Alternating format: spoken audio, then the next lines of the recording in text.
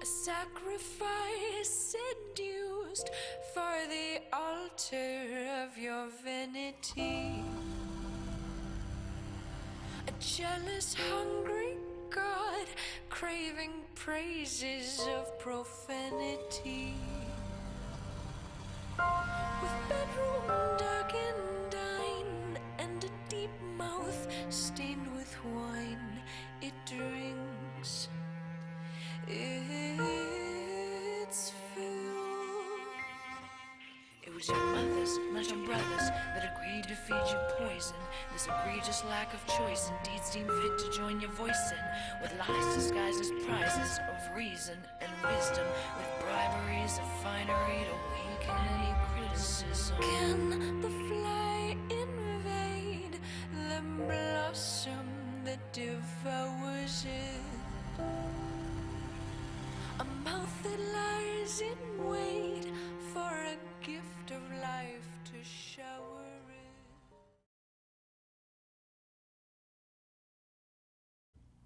Okay, so we are going to be doing a conversation with Eshunamash, I think is how you pronounce it. I don't know. I'd have to look it up again. And Abinadab. As you might expect in the lead up to this conclave, Eshunamash has been extremely busy. Everybody who visits wants to talk to him in private. They all want to get his story. Everybody's trying to be prepared for what's coming. They all want to know. So, you do eventually get a chance to talk to him. He meets you. He is essentially taking shelter with one of the council members of the Eternal Senate. He's not quite a prisoner, but it's pretty close. He's got watchers. Mm-hmm. Yeah, so he meets you. He's basically in a pretty bare space, no real weapons. Yeah, of course, he's very gentle. He probably wouldn't even fight somebody to defend himself, even. So, it's kind of a useless precaution, but the gesture is should be noted. Can you repeat that one about defending himself? So that he probably would not even defend himself if he was attacked. Oh, okay. Okay. So Just yeah, the human. fact Okay. that they won't allow him any kind of object which should be used as a weapon is kind of an empty gesture, but it's still something you should be take note of. Does it mean that we've been eavesdropped on? Heard? Oh, I'm sure that somebody's Private. probably listening in. You cannot be assured of privacy. We'll put it like that. Oh, well. Can be worse. Good evening, Shumanesh. I'm glad you could spare some moments for me. I know you've been quite busy with the upcoming events, and I actually feel for your position. It must be quite hard. Oh, think nothing of it. I'm more bored than anything else. Just telling the same stories over and over. I just hope it nets some traction. Hopefully that they understand that the city need not be fully destroyed to be cleansed. I have come here to hear your version. Or obviously you've spoken your mind at the previous meeting with Sibyl. However, I was more curious about what proactive actions do you plan. I understand that you're being quite tied up at the moment, considering the circumstance, but perhaps you do wish to engage in some effort to prevent the utter and complete destruction. I'm doing all that I can already. I wish I could tell you that I had some magic arrow that could, or some needle that could thread the complex narratives here, but unfortunately, all I can do is express that what I can express and hope that they have mercy upon the city. Do you have hope in this? This is not just a skirmish. It's a bitter rivalry.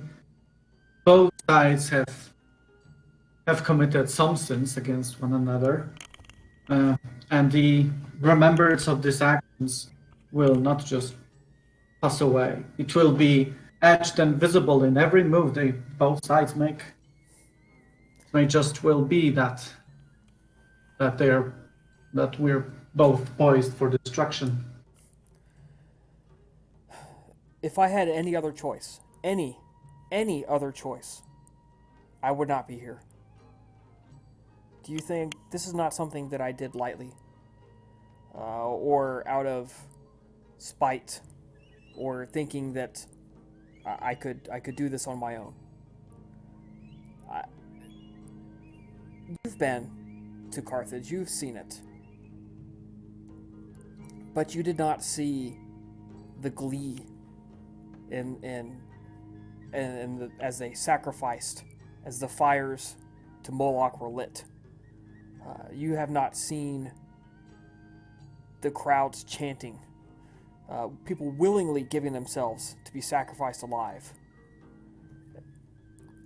Human sacrifice, I've seen it. It doesn't bother me. But to light the fires once a week, not just to propitiate the spirits, but to completely sacrifice dozens of people in a night to feed hungry mouths. And there's more. There's one more thing I simply cannot fully explain. I cannot express into words. The founder, it's like she has abandoned all the philosophy of thousands of years for this Moloch. You have to see it. You have to see her look at him to know that she would do anything for him. And if the guiding soul of the clan is lost, what befalls those who follow him? I don't know. I don't have an answer for you. I pray, I hope that the clan understands that they just cannot. What was a dream has been corrupted. The dream is dead. Unfortunately, I know my clanmates, many of them will never believe it. Especially now that Rome is knocking on the Carthage door and demands blood. It's to no surprise that they would seek to tighten the ranks, and all independent thought would be expunged from the assembly. This is perhaps the greatest danger here, the cornered animal that will fight for nothing but their own survival. This spiral of madness might be what will prevent any notion of mercy. We might be looking at a lost cause, but I have come here to seek any piece of advice you would have for someone in my position that could perhaps do something in last ditch to prevent the utter destruction. Oh, I have no qualms. You would not see the typical celebrity stance of mercy above all else. I grieve for the moments that we've moved past this consideration, and I know that Carthage's Tophets, their destruction will take many innocent lives, and it grieves me that it has to be done. But is there anything that you could tell me in terms of Carthage itself that could be used to save um, those who could not be linked to Moloch, and any knowledge, the cultural inheritance that can be preserved? Well, when I fled, I brought all of what could be carried with me. You simply cannot just pick up and pack up a city, because a city is more than just stone and wood and parchment. It's It's breadth minds of and it. souls.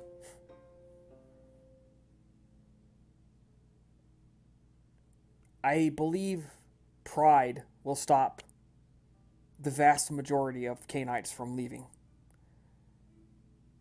I believe the presence of Moloch and Troil will keep the vast majority of people from leaving. Is it pride or fear? Pride. I wish I could say fear, but it's not fear, it's pride. I felt this pride myself. I was respected. I had my own domain, my own herd. People came to me for help, and I was glad to give it. But to see, I gave all that up, a comfortable living, respect, and fled here where I'm not quite a prisoner, but look around. I'm probably going to earn the eternal enmity of members of my clan, people whom I considered friends and peers. It's not fear, it's pride.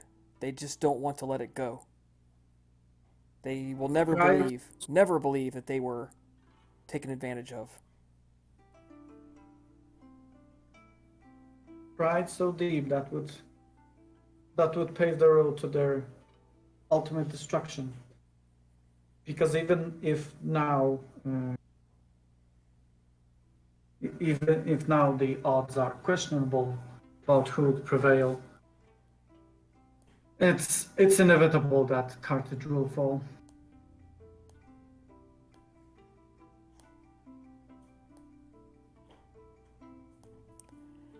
I will ask, and can only hope that my voice is echoed, to at least put forth the offer of mercy. Allow people to flee the city. Allow Canaanites to flee before the siege of Carthage begins and the gates are shut. Troil and Moloch will not leave. They will not. They will defend the source of their power to the final. I do not believe anyone believes they would yield. It has to be some. I don't know if anyone even fantasizes about it. Nonetheless, I understand your stance, and it grieves me that you're in the position you are now, and you're likely boiling that you cannot do anymore. Much like myself, it seems like all the cards have been dealt, and we're just here to witness the outcome. Thank you for this discussion. I will trouble you no more. Nicodemus, do not understand. I've come here of my own free will, because I see this as the least painful option of what must happen.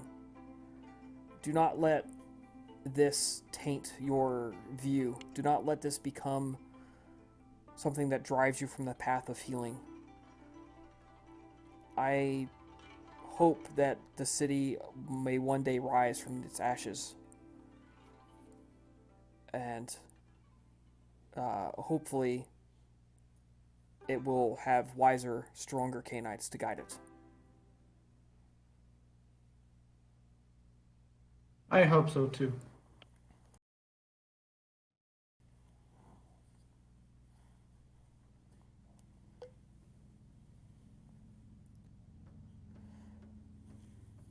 Thank you, and do take care of yourself out there. And you as well.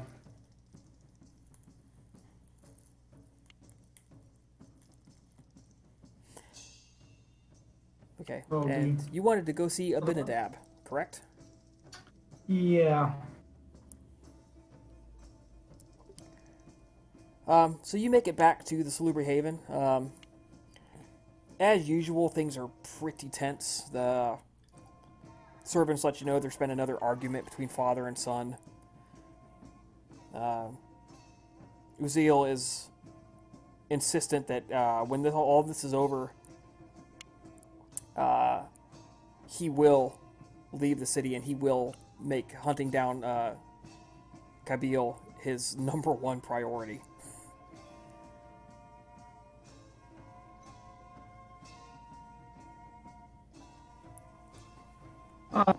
Nicodemus waits until the coast is clear, not wishing to add any salt to the wounds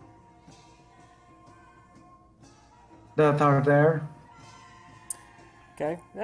I mean, the coast is clear. You eventually, fairly shortly, get your opportunity to go talk to them. So Nicodemus goes to Abinadab. He pays his respects. He gently greets him. My mentor, we haven't had a chance to talk about this, about the recent happenings. A lot has transpired. I wish the circumstances were better, but I find myself somewhat at a loss in terms of what to think about many of things that had happened, and what's the best course of action to take. Well, I wish I had a true answer for you, my son. We are navigating a path strewn with danger, traps, and all we can do is trust in our own instincts and our own knowledge to guide us.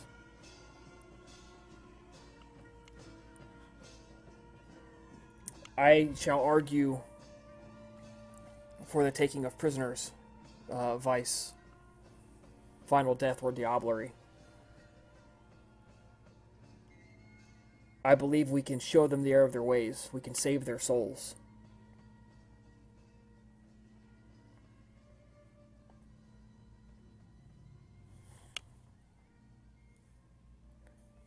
I know you don't follow either my path or Uziel's. Not fully. I am still... How can I put this? I am hopeful that your sire allows you to stay with us when eventually he determines it is safe for him to come out of hiding.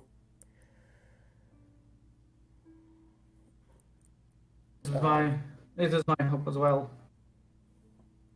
But what say you? What do you think should be done? What can we do? Because I know my son and his fellow warriors are eager to stop the taint. They wish to cut it out and destroy it where I believe we can heal it.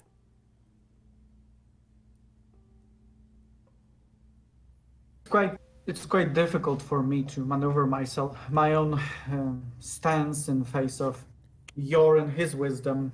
You'll travel paths of illumination far longer than I've been in existence. and your experience is amply greater than mine. However, I've had some personal dealings with Carthaginians, and it grieves me to conclude that there's little to be saved. I abhor myself for yielding to such considerations. For ultimately, it is the guise of our clan to save our misguided kin from their own beast. This is a taint that ravages our kind ever since the inception, and it is our very nature that has spiraled that spawned this current situation. In the ideal world, I would advocate your solution to capture slaves, to convince them to purge the corruption from their souls by showing them the error of their ways, to make them see the truth. But in practice, it's going to be impossible. We are going, I have no doubts that it will end in siege and in bloodbath, and that we'll have a whole city against us. That's been swayed by centuries of influence of Moloch to its will. In the midst of chaos, taking prisoners is the least thing that's going to be on anyone's mind.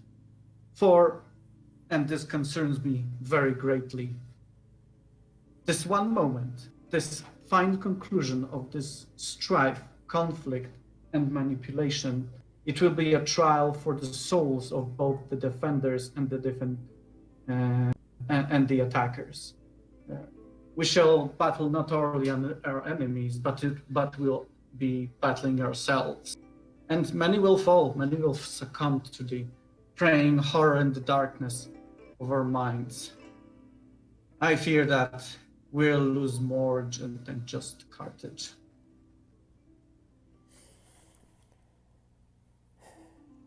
You are very wise. I'm glad you could articulate, because I have felt this fear, but could not place it into words. I doubt that this is some grand plan of the Balai, but they will no doubt be happy with its outcome nonetheless. If only there was some way to infiltrate the city and destroy the Tophits, Troil, and Moloch without a full battle. I foresee that being the only way to stop it. How can one challenge the infinite power of the clan's progenitor? This is something unfathomable. I've had brief moments of glance towards the ancient entity, and its sheer presence terrified me to the core. Much like the more timid Toreador, Arakel. You are correct. There is no way. Cannot fathom this idea. There is no way. It is their stronghold. Artemis has spent decades, many decades, attempting to infiltrate, put agents in the city, and they are invariably caught and killed. Even Ihamus, subtle snake that he is, had no success.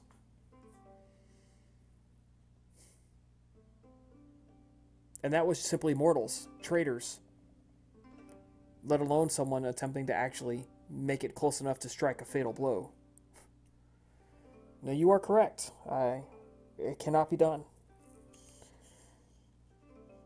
The chance to take them with a scalpel is past, and what is left is the hammer and the axe and the sword.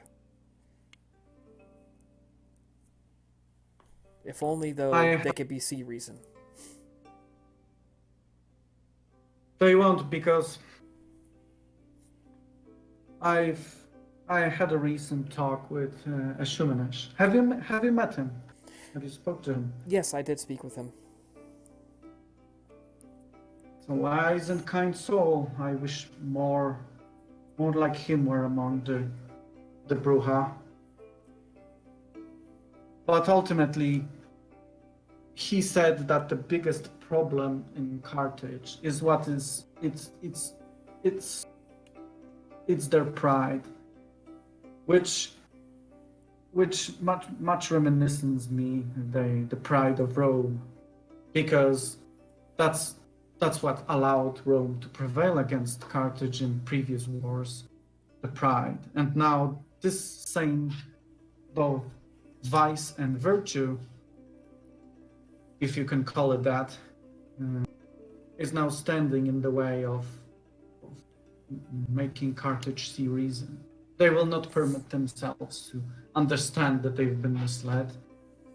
They will continue on this path to the bitter end.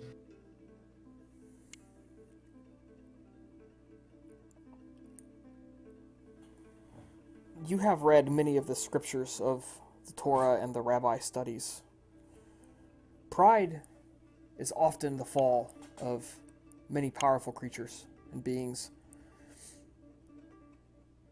It is wisdom to know when pride can stiffen your spine and when pride will make your spine break. Not everyone is so wise.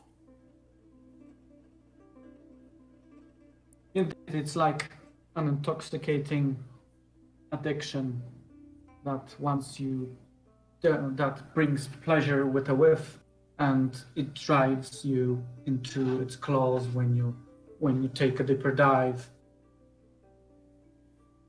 And I'm sure it's what the Balai exploited with the proud Carthaginians. Yes, you are absolutely correct.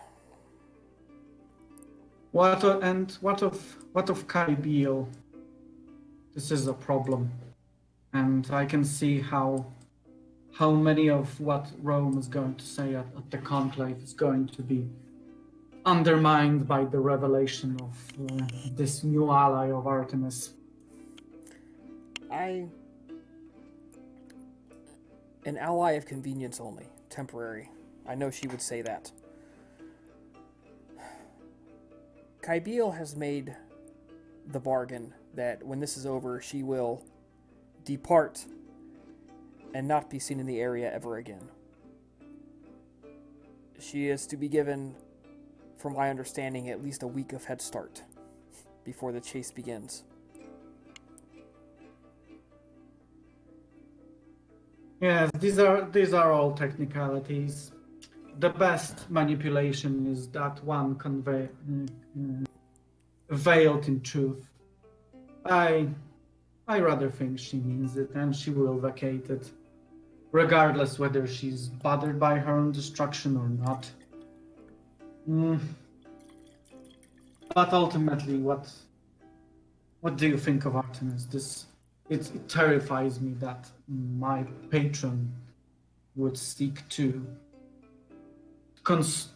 stoop so low as to consort with the archenemy to further their own goals. You can speak that she's fighting all the Balai, but we all know that's not true.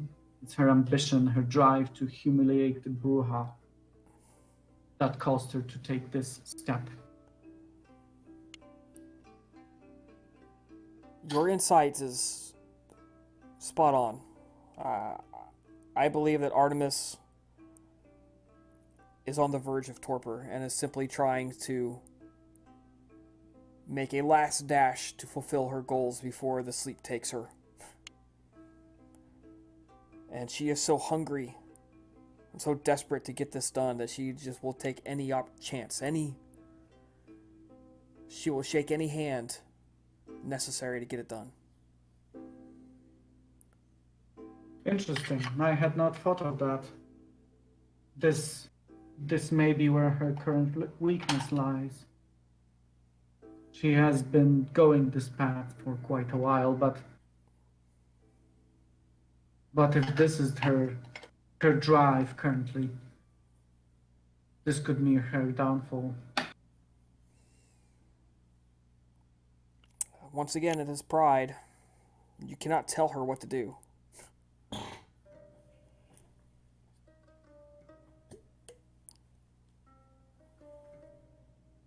I can only say that when this is over,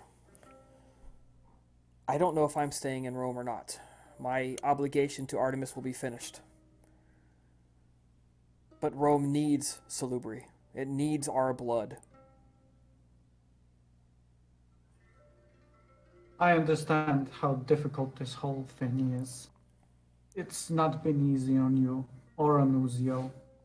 And I grieve that I wasn't able to somehow conciliate you two and perhaps give some more meaning to this, to some new strength to this terrifying existence where our patron harbors the Balai, a Balai.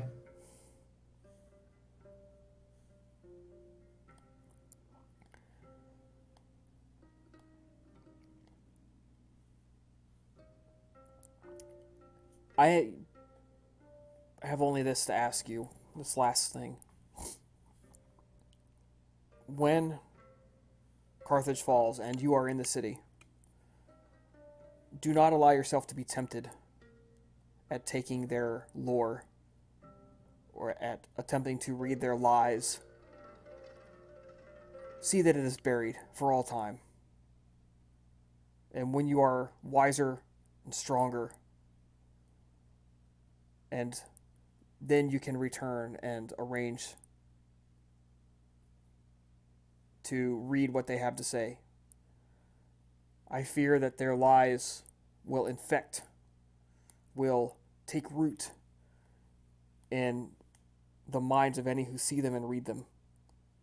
And that is one less thing we have to deal with if it is buried and forgotten.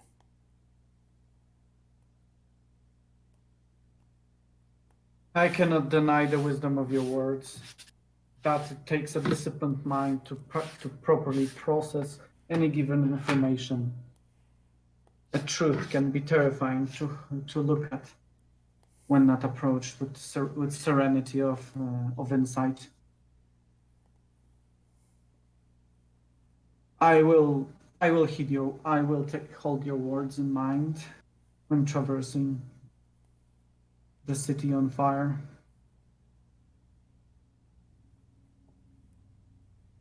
I hope the nights will be pleasant for you, because it seems that they are shorter and darker recently.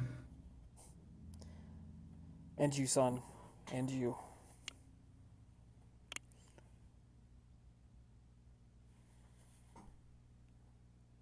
All right, guys, thanks for being patient. We had to have a couple of quick conversations in character. All good. Welcome to session 67. Any good politician will tell you that when you're in the run-up to a big meeting or a big conference, it's all in the preparation. It's all in the pre-work. If you do the pre-work right, you should know everything that's going to happen. So I think all of you guys have said that you have some pre-work, some meetings that you want to attend, some people you want to talk to. So we are going to get started with all of that, if you guys are ready. Ready? Sure. I'm ready. All right. Let's have it start with La Vienna. Oh boy. All right. La Vienna, you do have a dot of status still. Therefore, your words are the prince, or I should say the first citizen, Princeps Camillus, will actually talk to you. If you don't have status, he has no time for you, but you do. So, you meet him. There's a house on the Mons Saturnius, also known as the Capitoline Hill. The house is only the throw of a stone away from the temple of Jupiter Optimus Maximus Capitolinus.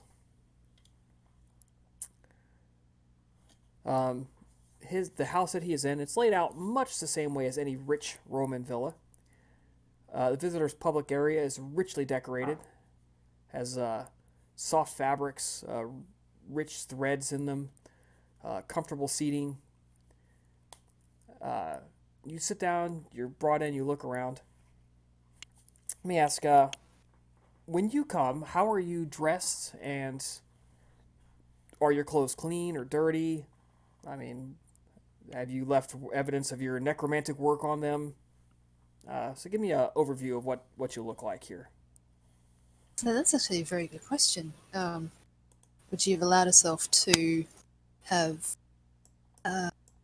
become absorbed in her work right up until the time of the meeting? I would think that she has, given herself somewhat of a chance to clean up, perhaps not entirely, but just to kind of imagine she uh,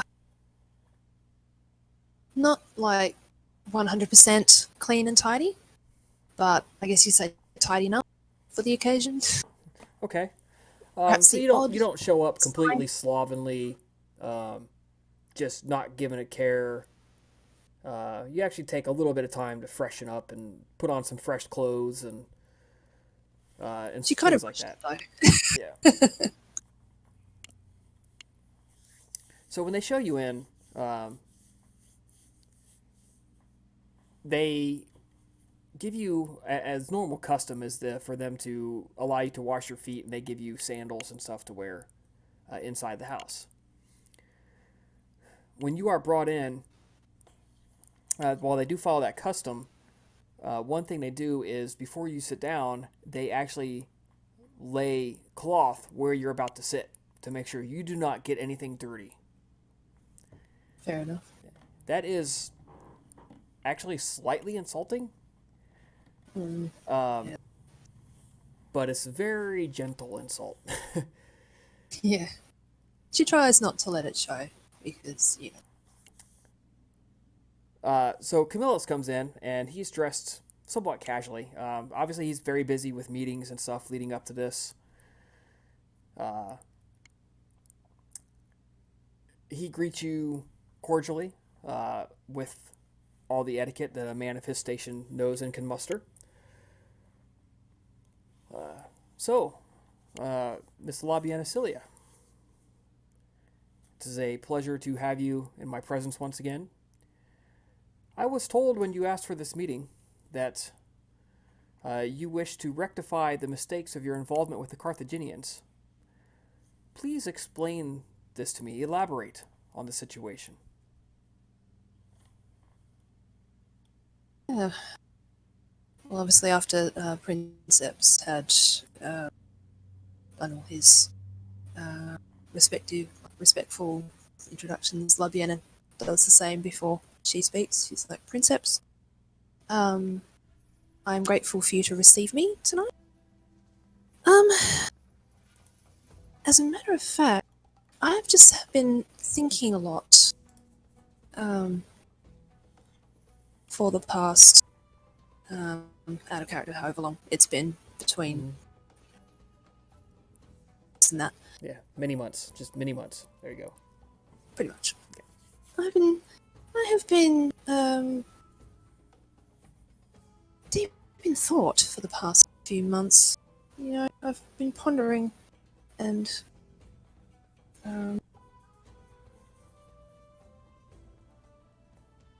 thinking about all the things that have happened over these past few months. All of our exploits and all of our activities, all of which have been an attempt to service our country and our leaders, such as yourself, Princess.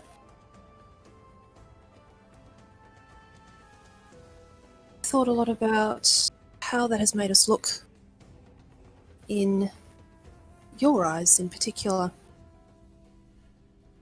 I guess what I'm trying to say is I would like to perhaps have another chance at proving that we are worthy of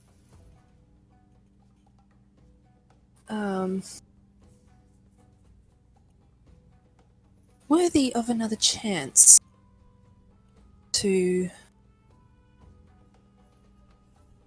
be true representatives of Rome. Perhaps not as in such a manner as yourself and our other superiors, but myself and my fellow kindred would,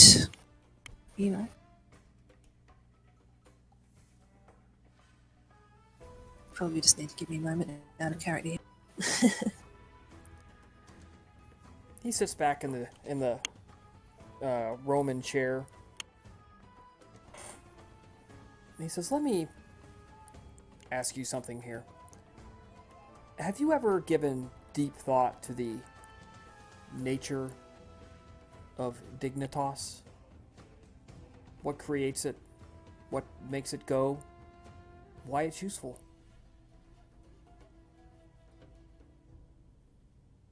Vienna appears thoughtful for a moment.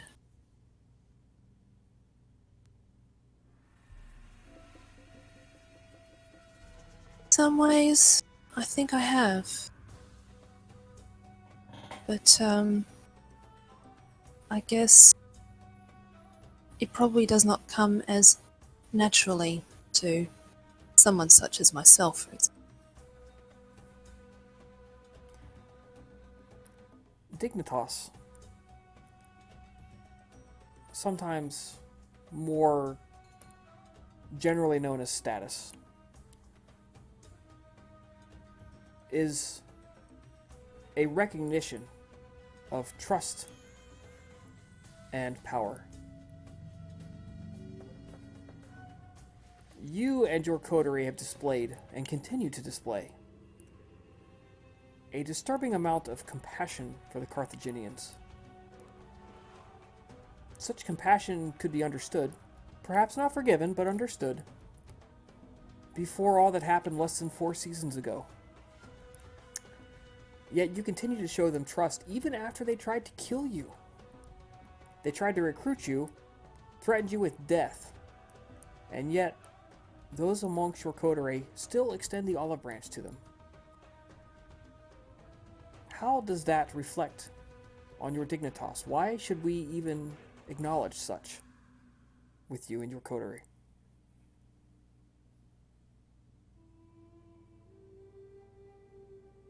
I guess if, out of character, I guess if the princess was looking sort of hard enough at Laviana's expression, she is obviously trying to hide exactly what she's feeling right now, which is, kind of the stinging reality of his words. Because deep down, I think she knows he's right. He's right. But, of course, she's trying as hard as she can not to show that.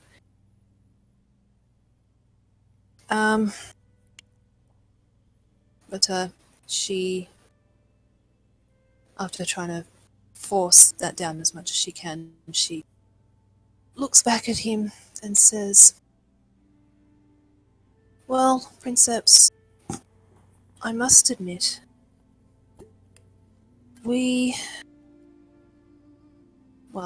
I, for one, I guess myself was in a position to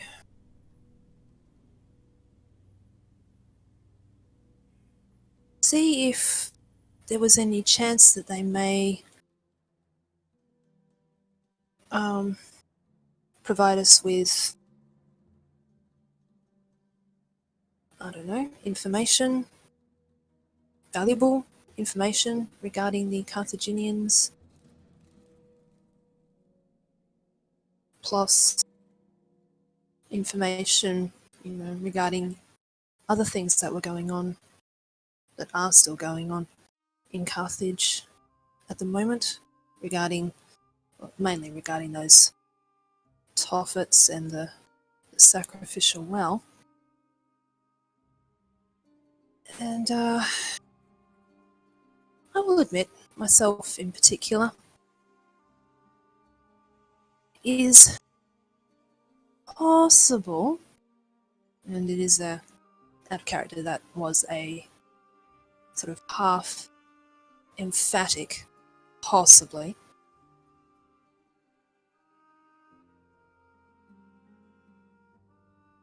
What amount of humanity may, and I stress may, have had something to do with it.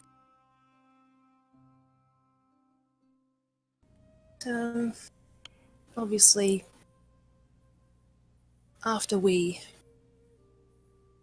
did what we did in the end to them, we realised what actually needed to be done.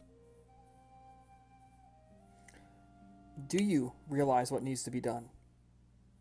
Can you express that? What needs to be done? Express that to me right now.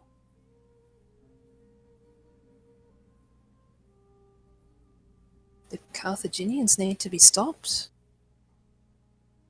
At least those involved with what's currently going on. I mean, think about the implications that it's had, not just for us, but for everyone.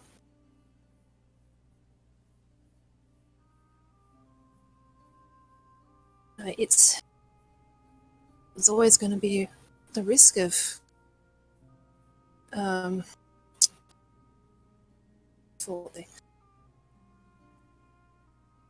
it was going to threaten our way of life.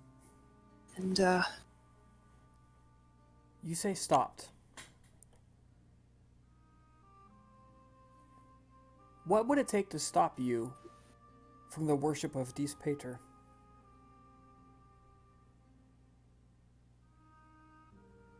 stop me, Princess? Yes, stop you. What? To make you reject it for eternity. What can I do to you right now that would make you throw up your hands and exclaim that Dis Pater is false, and all graven images, all worship of him should be scrubbed forever from this earth? What could make you do that? Right now. Laviena at this point nods and knows exactly where he's going with this. Well, Princeps, if I must be entirely honest with you, the only way that will happen is by destroying me. You do see. I had my doubts, but you have come through. You must, to motivate, to inspire. You cannot say, go this far and no further. You must exclaim to the people why you need to take it as far as you must take it. You cannot say Carthage must be stopped, because that means different things to everyone. You must say Carthage must be destroyed. Carthago delando est. Carthago must be destroyed. That is a goal. That is a vision that all can agree as to the end state. And it is the only true way. The power of Rome is built on family's honor and duty. Rome is more than wood or brick. The blood and spirit of generations bind the city as surely as mortar. Family ancestors watched the households as I have watched the city for nearly 300 years. The names change, but the obligation of the able to the less able, the rich to the poor remains. Rome is family, and family must be guided by its father. Do you understand what's needed? Do you accept the guidance of your father in this and all manners, and all matters. Labiena nods fairly deeply at this point. Indeed, Princeps. I understand. This one time, and this one time only, call me by my true title. And he looks at you, waiting on the answer. Out of character, I've just got to remember what. Father. Father. So, out of character, he has given you the two conditions that you need to fulfill.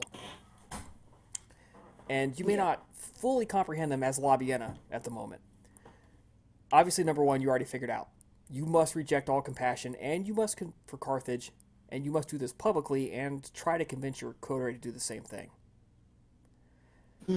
Number two, you basically have to become beholden to Camillus, basically accept him as your father until he determines you've earned the right to your status again. He will guide you to restore your honor. Those are the two conditions he set, and not so many, in many more words than that is what he used without trying to actually say that. Yeah. I guess at this point I'm just trying to think about how Labiena would feel about the second one. As far as she's concerned, she only has one father, but she herself has confessed that she would consider what Camillus may want in return for further status. Again, he is comparing himself to the father deities of Rome. The paterfamilias, the household deities where they make their ancestors their guardian spirits.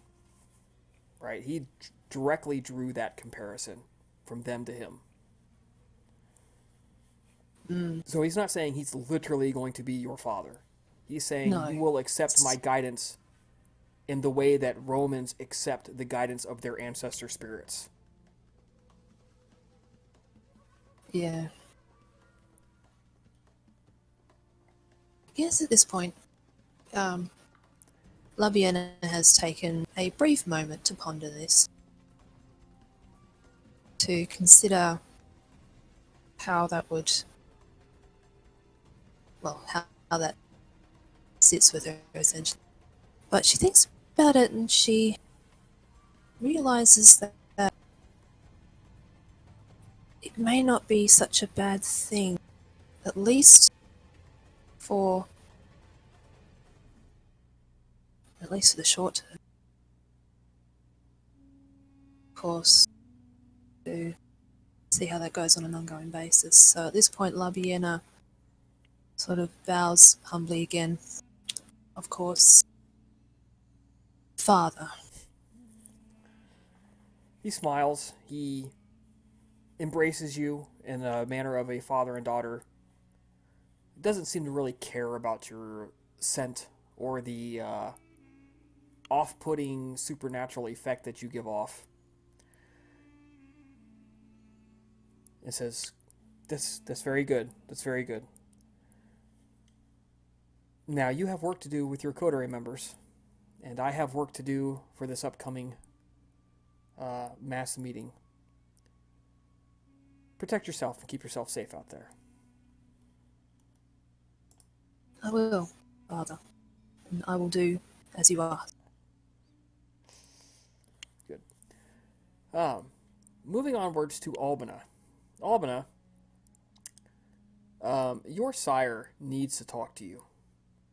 She calls you to her haven on the Palatine Hill. You've been here, of course, hundreds and hundreds of times.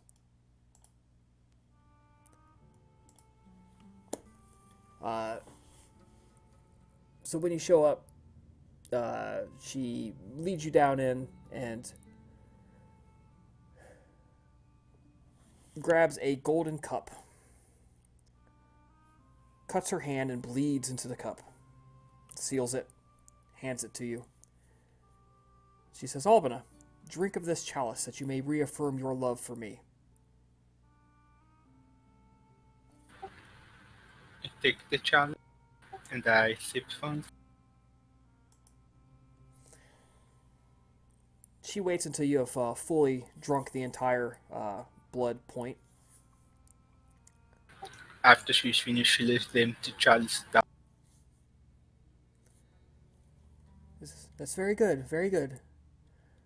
Albina, I have allowed you free rein for some time, and gave you the task that you should find a way to infiltrate the Lupercalia cult for me. You have repeatedly failed me in this. I have been too lax in my oversight and my training. This will be corrected immediately. You are to dedicate yourself to enriching the cult of the Lupercalia with silver. Find a way to arm them with silver weapons, but be discreet. I will personally take it upon myself to turn the cult to my cause. Mithras and his childe Crethias have blocked me from taking control of the cult of Mars. Mithras has infiltrated the cult of Mars, and it is becoming the cult of Mithras.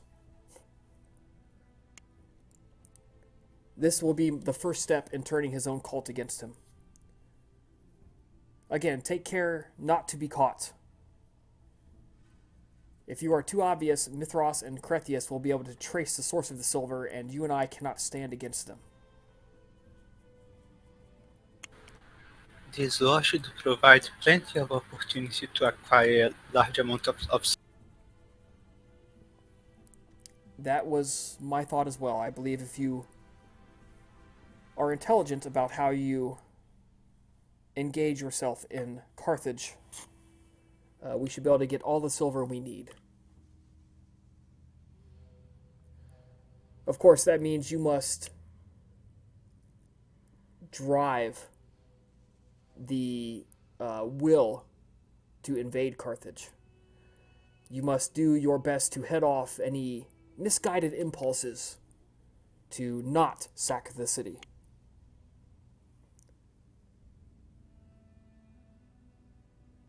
Of course. From what I understand, that's the plan that the conclave had in mind in the first place. Correct, but there are many out there, including members of your coterie, who have a influence of greater proportion than they believe they have. The Artemis has done very well to position you as voices of, I should say, to have influence with many of the valuable and elders that are coming to the city. All of those journeys he sent you on to talk with elders and deliver letters were really not so much for her, but for you. I think that simply word of her patronage and name recognition will provide you with an outsized voice, far in excess of what you believe you have. Of course, that applies to those who would say, have mercy on Carthage, to leave it alone. You must do what you can to stop that from happening. Abner looks a bit surprised at the idea that her voice would have power, especially after the loss of her status. But she nods. If you believe that the rest of my coterie will be a threat to the sacking, I will arrange to talk to them into supporting the destruction of Carthage. Good. And remember, they need not come out and say they support it. They need only not argue against it. Now, I think that let's talk. We're going to fade out here as you and your sire talk about your plans regarding Carthage. So, unless you had something super important you need to talk to your sire about.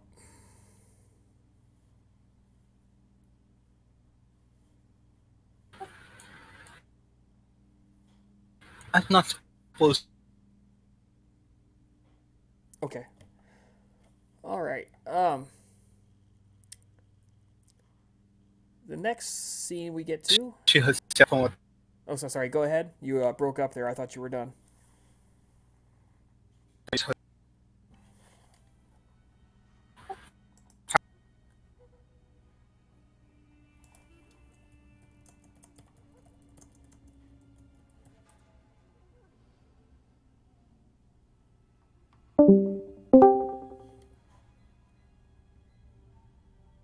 Hi. Okay. I do not suppose she's herself business now. I have any information about her position in the court of blood, assuming that I know. No, I mean, obviously, your sire knows that you have been given the opportunity to learn abyssal sorcery, abyss mysticism. Uh, but really, you've had plenty of time to talk that over with her. So, And there's and I do not suppose she's also has any influence in the Friends of the Night or whatever it's currently called. Noctis, I believe. she does not actually have any influence with them. Um,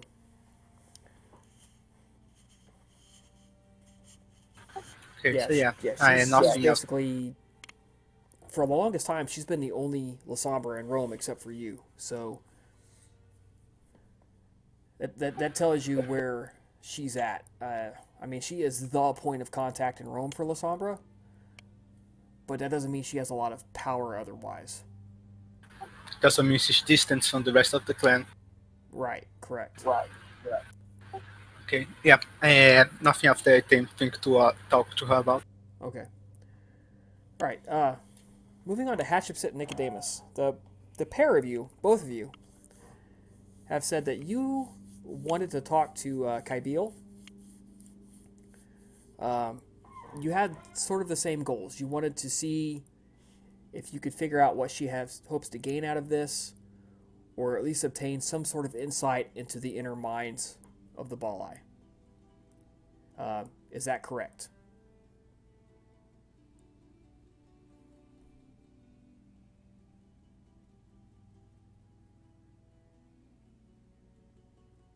Nicodemus and Hatshepsut. Sure, I can't remember what was the original agreement, but if there's a chance, Demus would like to speak. Well, you sent me quite a long paragraph regarding that, and it was basically, you know, that there is warring factions within the Balai, and while you have access, you hope to at least see if you can learn a little bit more about that.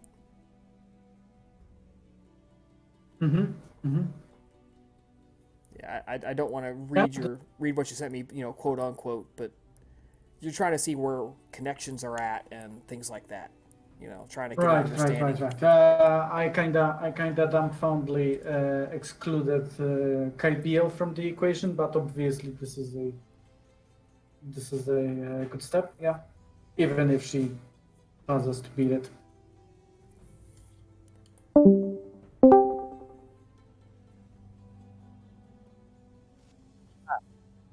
Hey, there you go, Luke. Now I hear you. Hatshepsut. I apologize. Hatshepsut. I had my initial idea had been to be more towards asking specific questions during the main event. However, if Nicodemus is going as himself, then might as well tag along. Yeah, well, again, it's all the preparation. Good lawyers do not ask questions to which they do not know the answers. For speeches only. So, the two of you talk with Artemis, and she manages to get you 30 minutes. We're going to do 30 minutes real time. You are essentially granted 30 minutes of time to talk with Kybeel. Again, there's there's basically a line of visitors waiting to see her. They all are doing the same thing you were doing, trying to knock holes in her story, understand what she's going to say, all of that.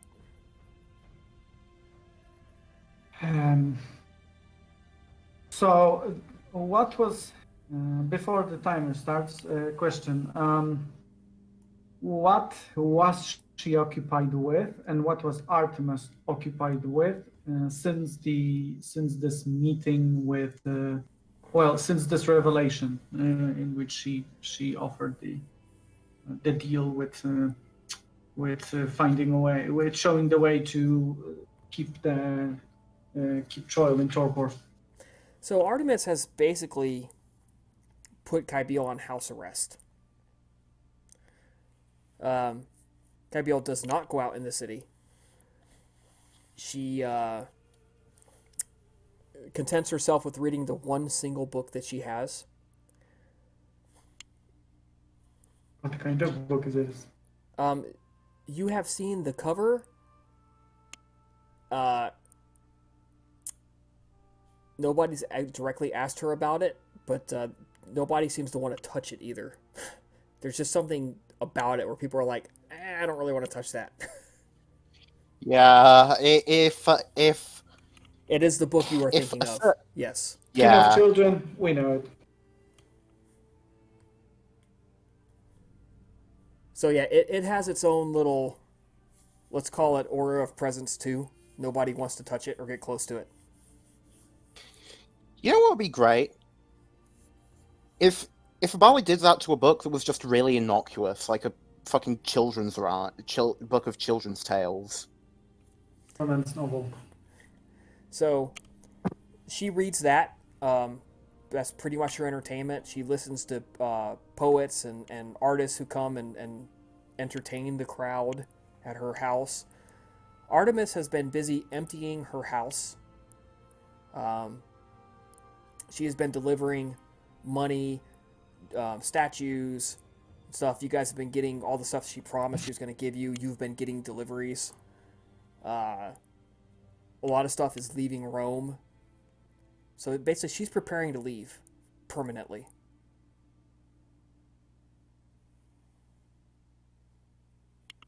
Wow, this happens.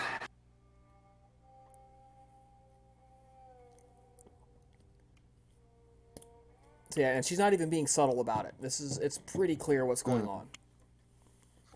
So, just before we go in, Hat will just ask, do you wish to take the lead in this, Nicodemus? What's your angle on this? Obviously, we want to know how to destroy the Tophets. You think she's going to tell us? I'm not. I don't think she'll tell us everything. Certainly, we might be able to wrench out a detail here or there. Frankly, I just.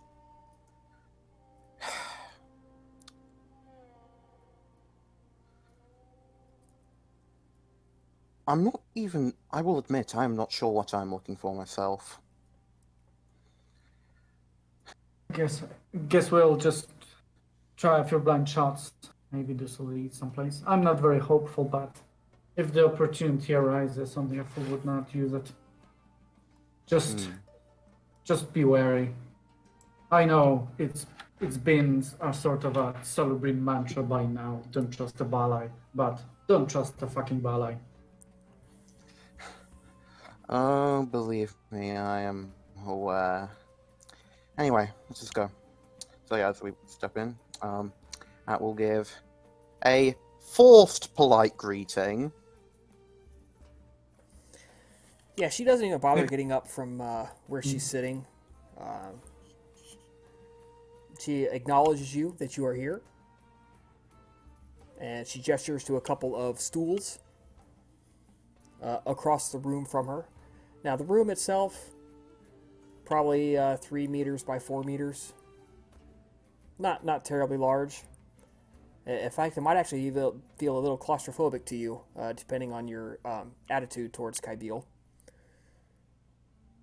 But she's kind of stretched out on this Greek couch, daybed sort of deal, and has her little book with her. There's a couple of lamps lit, providing smoky light.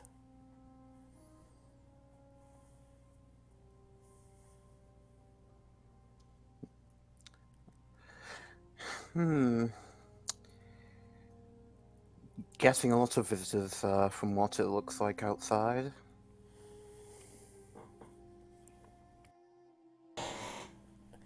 So yeah, she takes her book and she closes it, and she's kind of reclined on her side a little bit.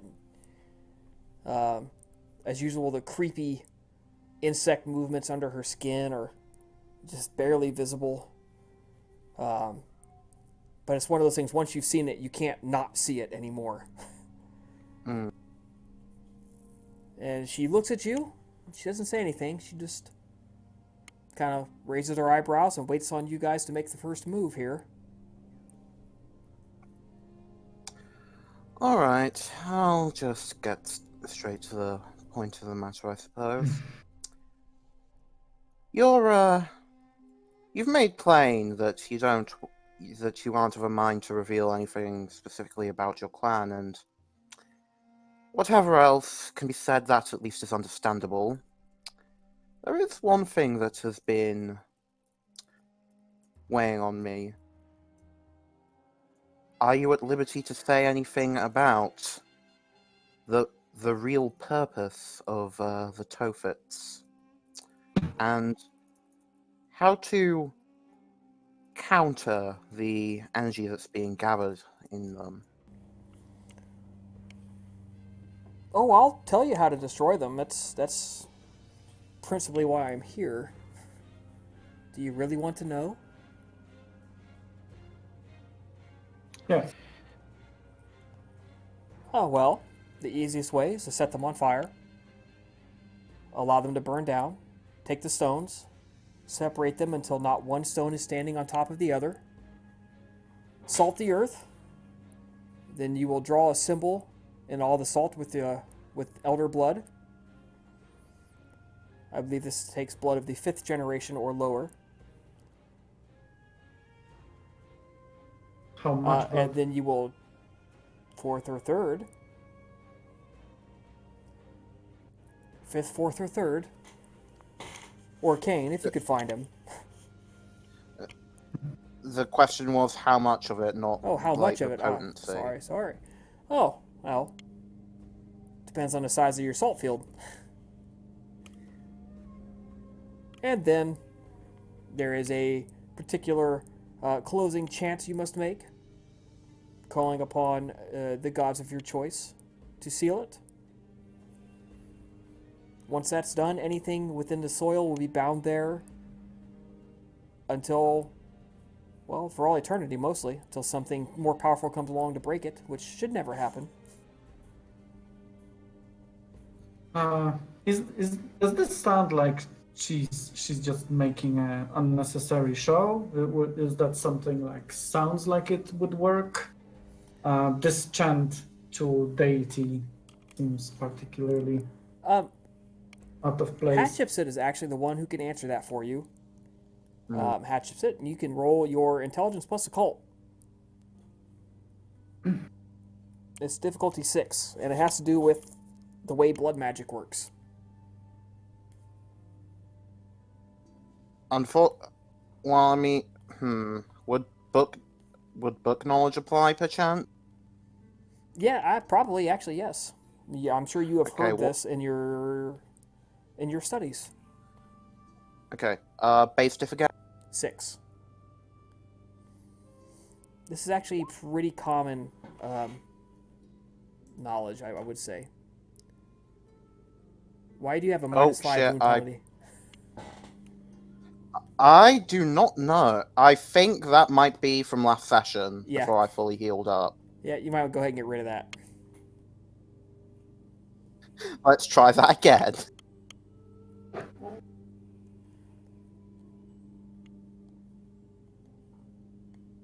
There you go. So the chant basically is a way to draw your mind into the act and complete the symbolic circle between mind and body and spirit. It's It not technically something that's required, but it helps mentally. and if it worked for you, you could chant a prayer to fucking Mickey Mouse and it'd still work. Exactly. Hat will give a slight nod.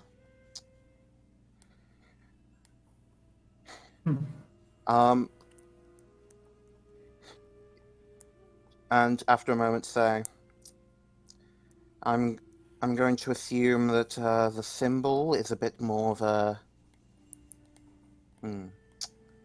sensitive information on the specifics. Like I said, it's I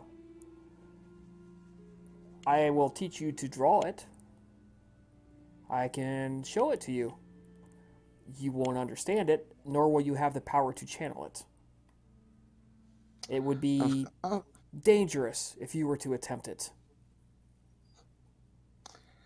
Oh, I have no doubt on that. Just on the basis of what it's trying to seal away. And again, I must ask. You've explained how we are to destroy the Tophets. I've picked up generally that it's channeling the energy of ley lines, but is there any more that you'd feel free to say? Well, I could say a lot. The answer to the question is, would you trust what I'm telling you? Maybe, maybe not. Only one way to know for sure. We What would would- be here if we were ready to debunk anything you say. Everything you say. That would be a waste of time, wouldn't it? Oh, I consider most of this to be a waste of time. But politics must be played. The Ventrue must do their thing.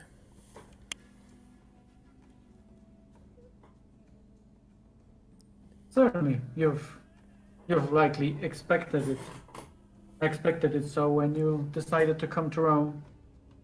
Necessary sacrifice. I'll tell you what. I'll make a deal with you. I'll give you the truth to any question you ask. But for each question you ask, I expect that you grant me a favor no matter what I might ask you to do. I think it would break up the monotony here.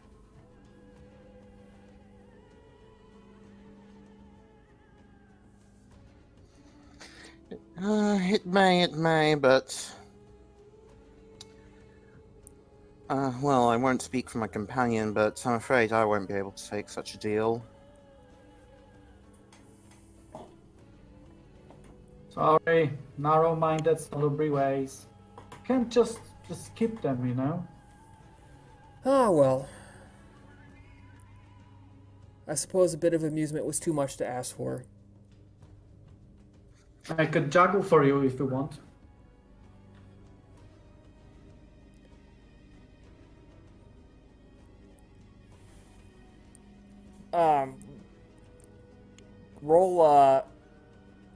Roll a perception plus empathy.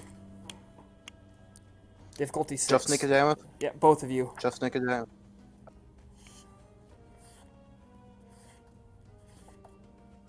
Can I spend a willpower on this one? Yes, you can. I'm gonna do the same once I get my sheet. Sorry about that. Perception plus alertness. Is it side-based? As the usual question. You are reading something in her eyes and the tension of her face. Well, So turns this out is more I like- so turns it's out I like didn't need a fucking willpower. interpretation, more like, right? Yes, it's you're interpreting something here. Mm-hmm. So that would be 4. Okay. She has been instructed not to harm you guys. And at the mention of juggling, she's wrestling with the temptation to play around with you. Mm-hmm. She's going to roll her what passes for self-control. And she don't have much. We're going to say the stiff 8. Ugh. Okay. She restrains from using dementation on you. Oh boy. Oh. Evidently, she decides not to play with you. Alas, while it would be fun to see a Salubri literally sing and dance for my entertainment, I must decline the opportunity to juggle. Oh, what a shame. Like you said, break monotony.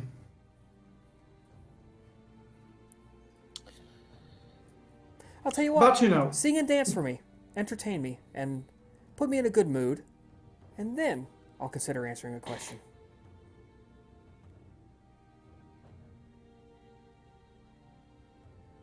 Go on. why not? Why not? Let's have a bit of a liberation from monotony. So Nicodemus is going to, juggle with rocks or something. He's going to sing and he's going to dance and he's going to sing something like a song that would praise someone's beauty. It's more like a steamy, A kind of a ribald, lyric. risque Something. little bit. Alright, give me a charisma plus performance roll. There's a performance roll. A bit. Oh god. Oh god. Yeah, she's actually clapping. Yay! She's clapping along with the beat, and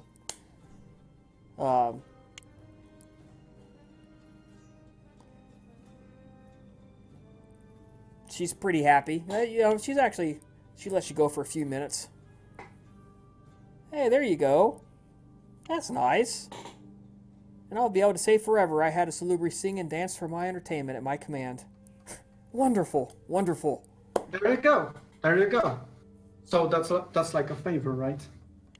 Sure. A story told. Maybe next time you meet a Salubri, you won't just pass us out as boring and nonchalant. Okay, ask me a question.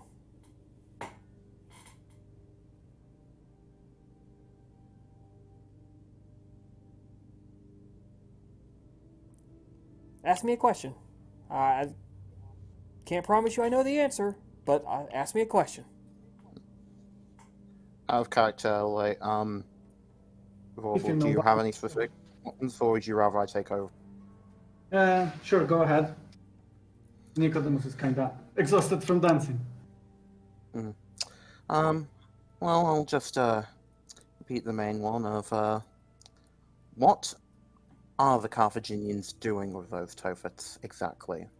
Or, if not that, at least more specific than capturing energy with them. Since I'm in a good mood, I will forgive the slip of your tongue. The Carthaginians are not doing anything with the Tophets. Moloch is doing something with the Tophets. Now, if I were in a very poor mood, that would have been my complete answer. But I'm in a good mood, so I'll indulge you a little bit.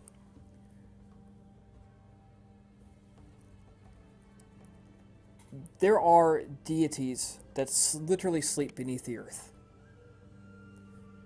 You have heard the name Namtaru before. Yes? No? Out of character, I would know that was the thing they were trying to bring out at Knossos, yeah? Correct, yes you would. I'm familiar, particularly in the certain contexts. Namtaru was the first. but not the only one that has been discovered. What Moloch is doing is creating a way to tap into the power of the sleeper beneath Carthage. Trust me when I say you do not want him to succeed.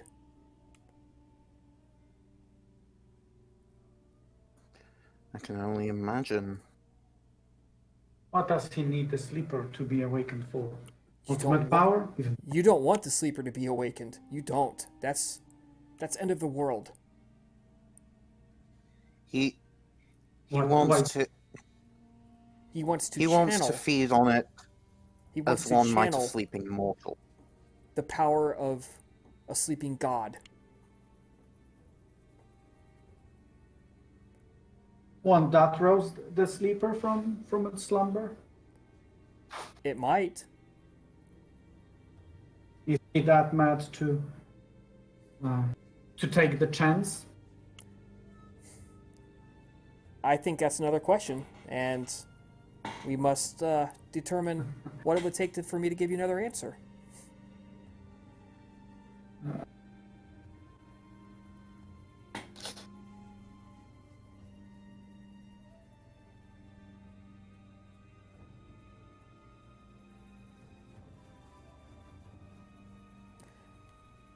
I'll tell you what, I am in the mood for physical contact.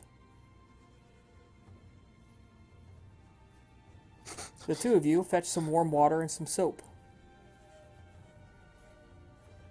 You will bathe me.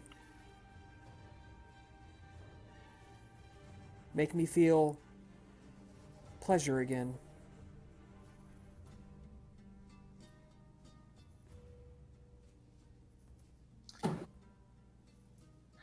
Ah, I see. Even possibly aeons old veritable demigods must unwind somehow, so I think we can do that.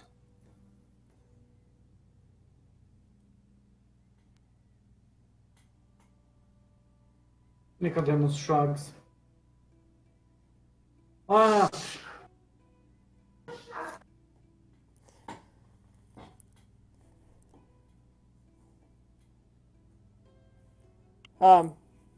Basically, within a few moments, a couple of servants come in. They've already got some water and stuff prepared. She disrobes to expose her very pale, splotchy body, and it's both very pleasant to behold and something of a nightmare to behold. It's exactly what you would expect from such a creature. Whatever you might expect, that's what you see. I Good get and bad. fascinated on some level.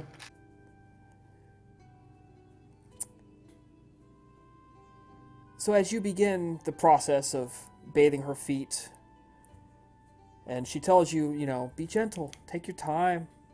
I need to enjoy this. How do you think? Why do you think we're not enjoying this? Oh, because if you were enjoying it, you wouldn't be asking me questions now, would you? You'd focus on your own enjoyment. I'm a man of many talents. So, ask me your next question. What was it again?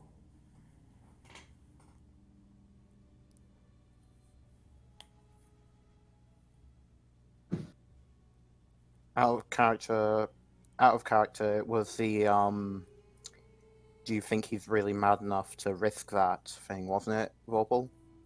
Yeah, I think Yeah, that. but do you want to make that your next question? That's the important one. That's the question. Mm.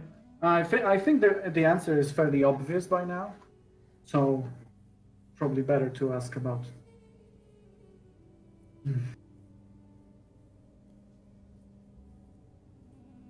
How many Moloch's Balai followers are in Carthage? How much resistance and resistance is to be expected? Is this the whole faction backing him up in A Carthage? complicated question. Let me Should think. I scrap? Should I scrap harder? No, but you missed a little bit on my backside, so go back to that area. Oh, my apologies. It shall be remedied instantly. The Moaka, of course, has children with him. And a few others. There are, of course, those who have accepted his baptism into the mysteries of his. How can I put this delicately? The mysteries of his magic, his religion. It's not really religion. Anyways, I would say that you can expect at a minimum that there will be a number of freshly created 5th generation Bruja children created and released upon the attackers. There will be those who have studied and can summon entities from a lower plane of existence.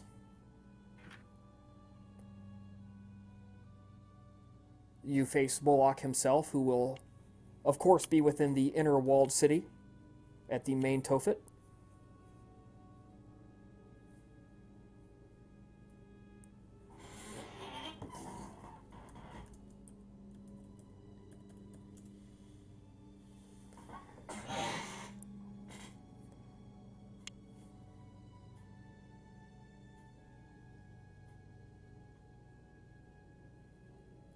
Sorry, can you repeat that one?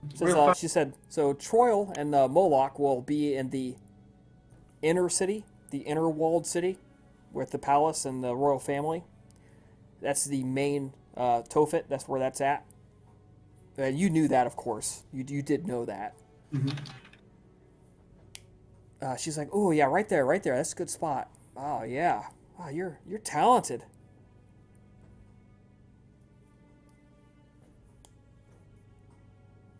She's like, oh, I should do this more often. This is amazing. Yeah, so. Do you miss those simple pleasures of life? I guess some things are hard to come back to and leave behind.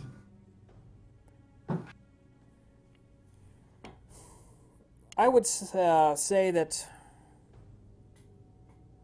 they will unleash killing machines upon the first attackers and then save the more intelligent fighters and strikers for those who come behind the first wave.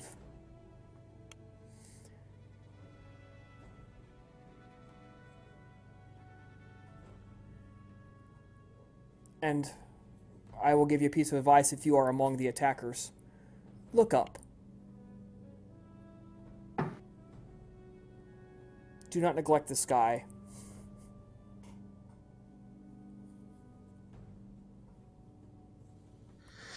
Fair enough point. Imagine very few Canaanites are used to such measures. Any weaknesses in their defenses that may be exploited to ensure swifter resolution of the battle? No, not really. They have prepped the city very well, and it has natural defenses. There's many reefs at the sea. Approach by ship is difficult. From the land side, they have allies and many ways of approach. It will be tough to cover it all.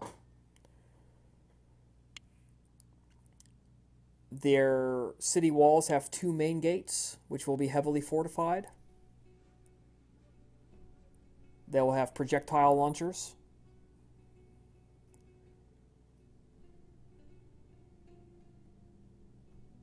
The harbor itself, as you know, has a fortress within it. So it is going to be quite difficult to take.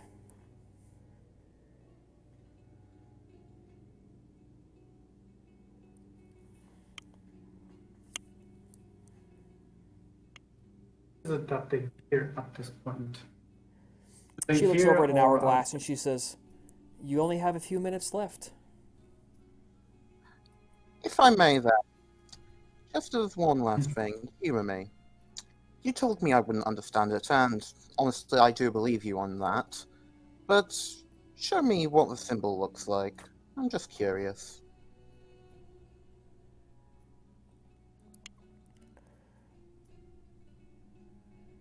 She rings a little bell, and she tells a servant to bring a vial of a big container of salt to her.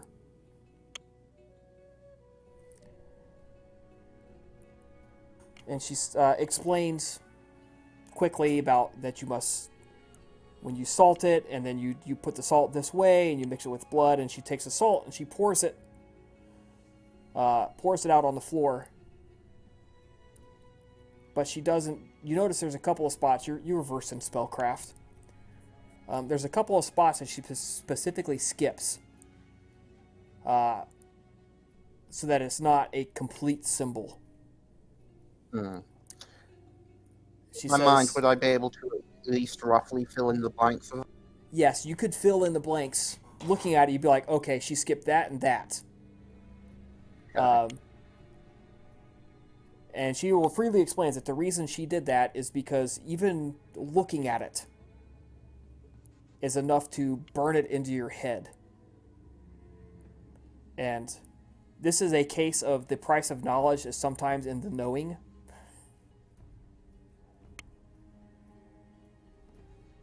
Everything worthwhile has a price, in pain or otherwise. It's more that this magic extracts a price from the user, and the more you use it, the more tempted you are to use it.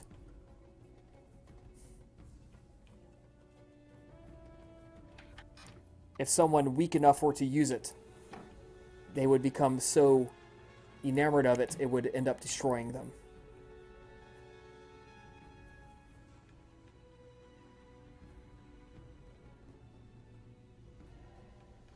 Well then, I'll make sure to actually complete it.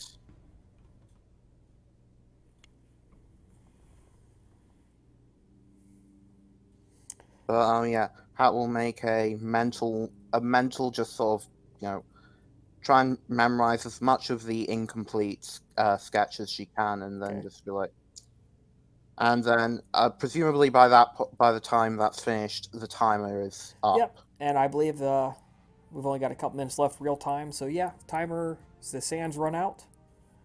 She says, regretfully, our time together is at an end. It has Such a been an shame. unexpected pleasure. Indeed. To us as well. I hope the winds of fortune carry you. One way or another.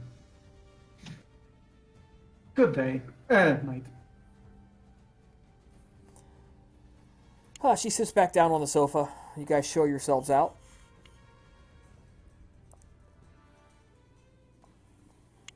When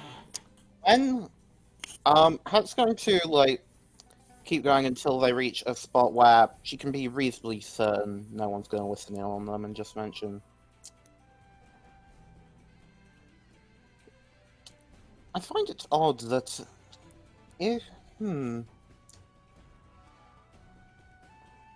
I must wonder why they can't just use a volcano again, but well, I guess there's a possibility they just want to avoid collateral damage, but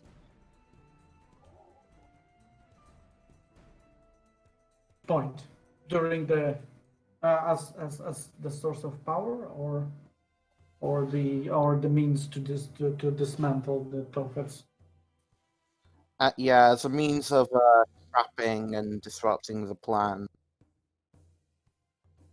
This is like it may destroy Carthage. It may probably destroy something else. Although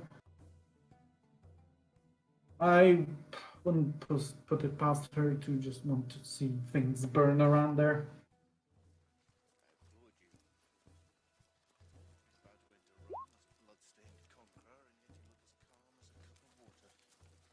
So, That disrupt.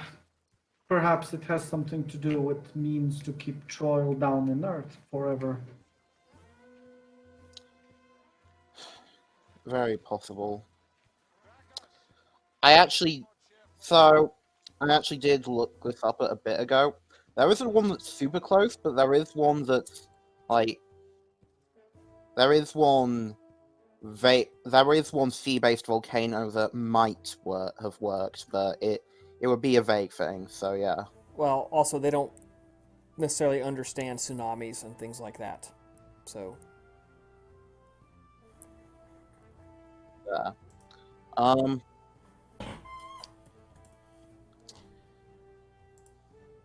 What do you All right. think of her? This, I think there's some cracks to be exploited, but we just don't have the time. It most likely probably won't stop me from trying, though. Um. I'm afraid my own personal room already looks a bit more like something you'd expect to see a child of Malkav in than anything else. Hmm.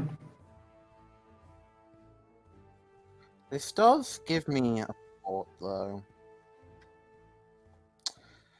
Again, I would be unable to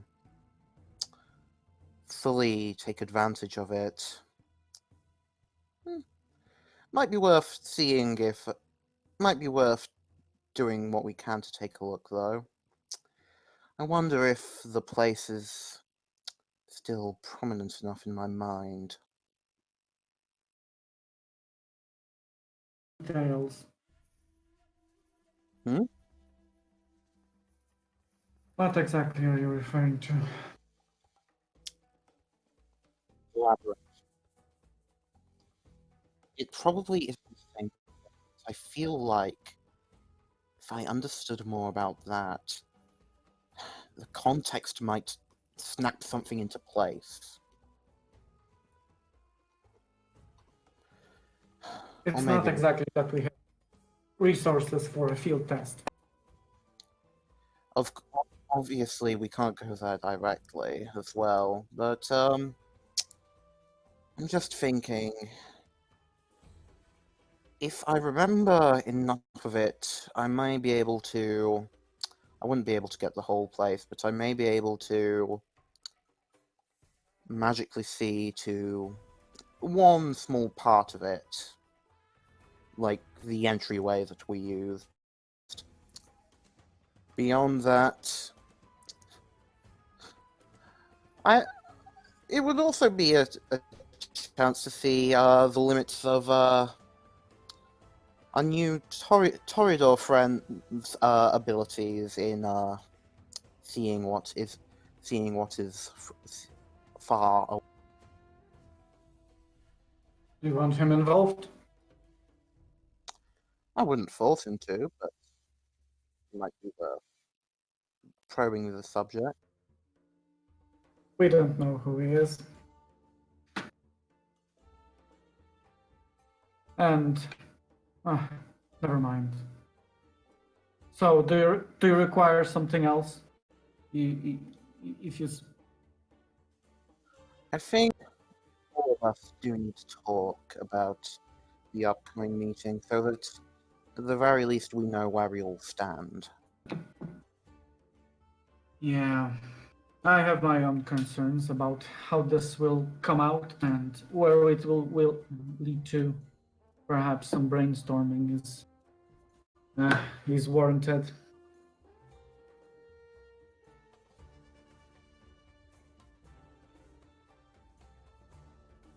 We'll send them. We'll make sure it's known, and I think I'll feed for the night, and then go back to my chamber full of scrawled notes. on that Fair note, enough. Take care of Feeding yourself. is temporarily at difficulty 6.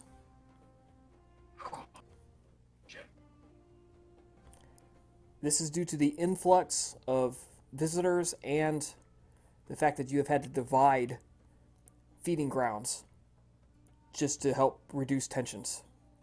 So you've really narrowed down where you can go feed. So is this like a consequence of the temporary situation, or Yes, does it seem like it's not? Oh, okay. this is only temporary.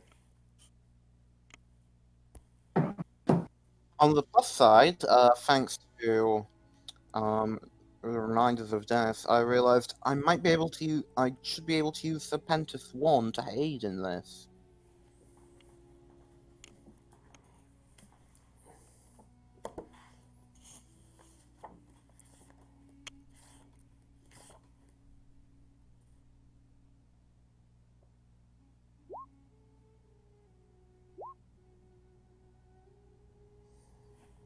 How does Hatshepsut well- hunt? Again, remind me. Is she social? Well, currently she's going for, I believe, Dennis, what we established after conversation of how Aaron feeds as the Austin Powers method. Ah, yes.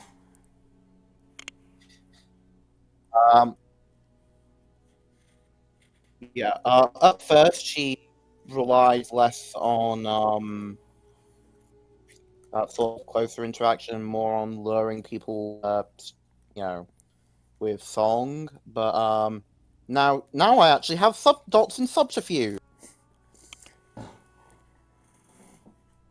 All right. Sounds good. You have successfully hunted, obviously. So we'll just say I'm full up. And as I mentioned before, would it be possible for me to scry the entryway we used for the labyrinth? For the labyrinth, you had some pretty intense experiences there. Yeah. Really intense. So you would definitely remember the place, that's for sure. I am looking up Scry as we talk.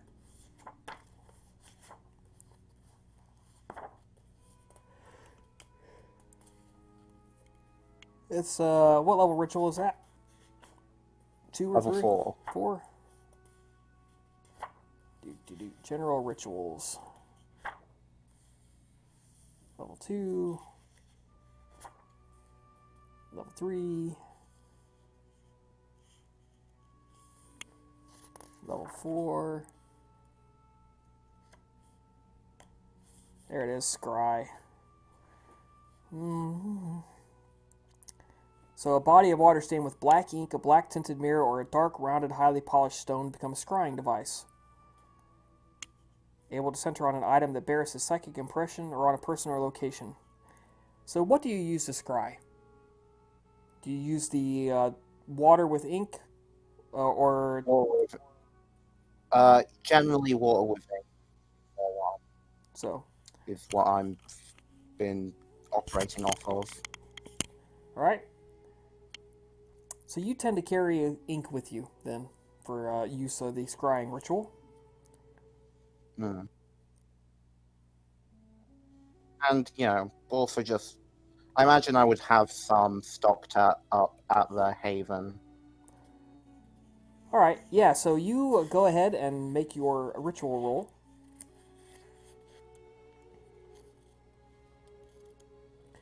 And you want to focus on the entrance or the actual opening cave? Ooh. Where were the runes that I first found that, gave the big experience? They were. Well, I would refer to that as the first cave. So if you said the Okay. entrance, it would be the well, the physical surroundings of the well. Okay, first cave then is Okay.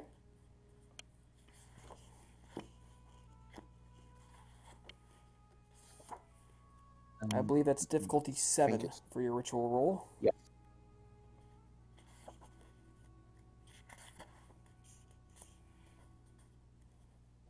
2 sucks.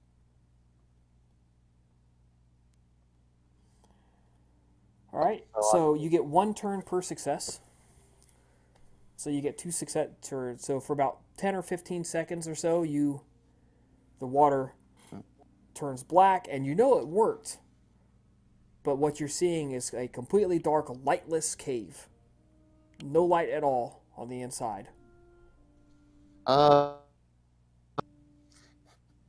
I'm assuming that dark vision isn't gonna channel through it. Correct.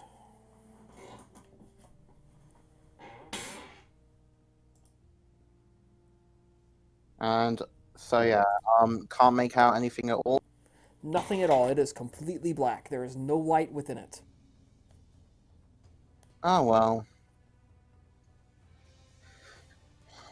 Oh well. It was worth a shot, I guess.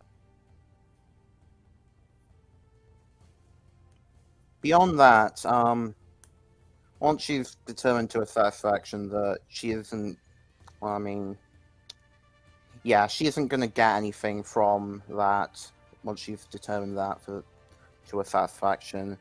At this point, she's already got in her room, as I just mentioned earlier, a whole bunch of notes on just vaguely on any information that was in her mind that was even vaguely relevant. It's like the full. Obviously, we don't have all the precise, furnishings that would be in it, but full conspiracy theorist red ribbon room, red string. Like the meme on Reddit, the guy with his hand on the wall and all the string back and forth. Ah. Yeah. Yeah, that one. Sure. Gonna add what little she's learned tonight to it, and just sort of like study it in the as she's fully aware, largely vain hope that something will pop out at her. All right. Let's move on to Aram. Aram, you had a preparatory meeting you wanted to go to, in the form of Nosferatu. Yes, if I could find that. Yep. So you have spoken with the Nosferatu in Elysium and arranged to have a private meeting. So you're invited to go to what they call the Great Drain, the Cloaca Maximum. This is a very large sewer line that runs through Rome and empties into the Tiber. They basically gave you a set of directions to follow. So you get there, you get to the drain. The aroma is exactly what you'd expect. It's pungent. It overwhelms any other smell. You make your way into it. You follow the directions they gave you through the sewer line. And where they said to take a turn, you turn, and there is a door opening, and you enter the door. And you have emerged somewhere underground in the city. You have no idea where you're at. None whatsoever. But you do know that you are somewhere in the underground levels of a building. A Nosferatu is waiting on you. He is clad in just tattered rags. He looks like a giant cockroach. There's a lot of corpses of rats that litter the ground. That litter the ground. Some are half-eaten by still more rats that are running around, chittering. You hear the little chitter. So he turns around and looks at you, and he says, Aram, our new friend. Welcome to the lair of Rome most Canaanites avoid. You can call me Papa Roach, but never Daddy. Always Papa. Please, sit down. He chuckles. He sits down too. Yeah, there's literally nowhere to sit. You're sitting on the floor on rat corpses. It's no problem. He actually dressed in appropriate fashion, considering where he would go, or who he would meet. So he doesn't have that smirky, rich clothing or anything. He actually has normal clothing, essentially. Hey, so, I understand you want to negotiate something with us? Well, There's no one here to hear except for us and the rats, and they're not gonna squeal on you. So, go ahead. Let's hear what you have to say. Um, Thank you for accepting my request. I have I have a cause. I guess it will be the right word to put it in.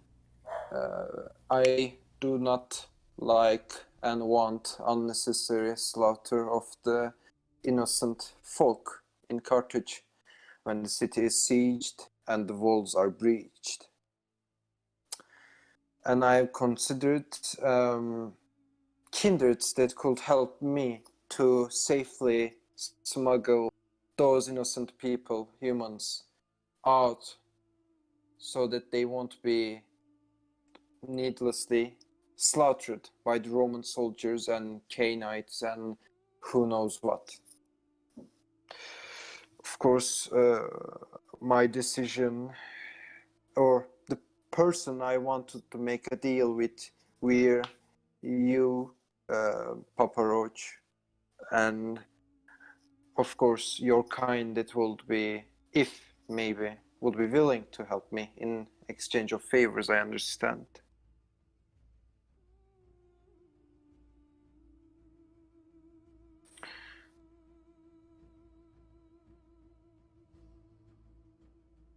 So, can I trust?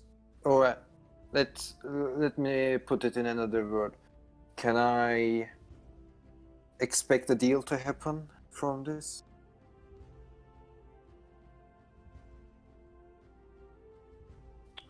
I can't hear you, Chris, if you are speaking right now. Yeah, you understand it. Yeah, we're willing to talk. It's just words. But if this were real, Prince might consider this to be treason, my man. Yeah, so.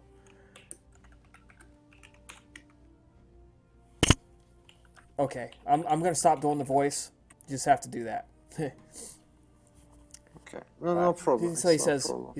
well, it's just words, So, you understand. The first citizen, he might consider this to be treason, but it's just words. So it's not treason until there's action.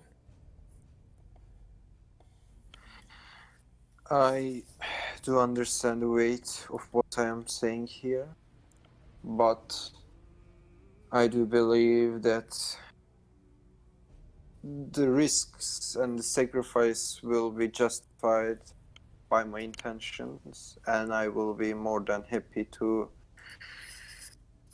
be punished if words become actions and actions spread to the ears of those that have authority over Rome.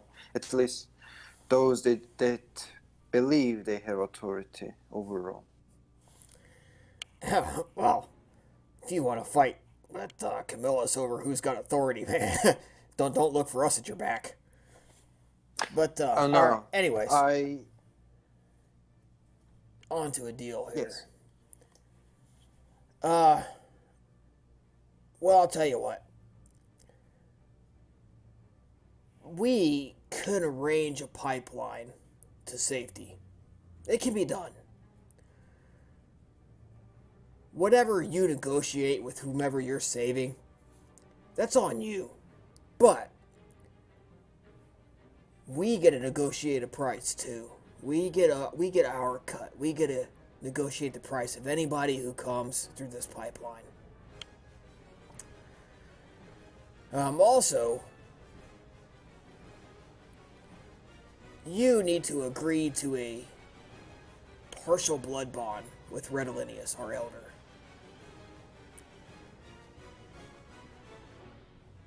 And finally, we need you to act as a spy for us. On one particular Cainite. We think you have a connection with this Cainite, and we think that you would be perfectly placed to pass us some information. That's our price. What do you say?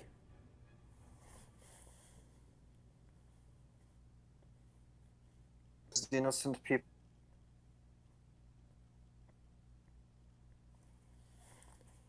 Yeah, to save the innocent people.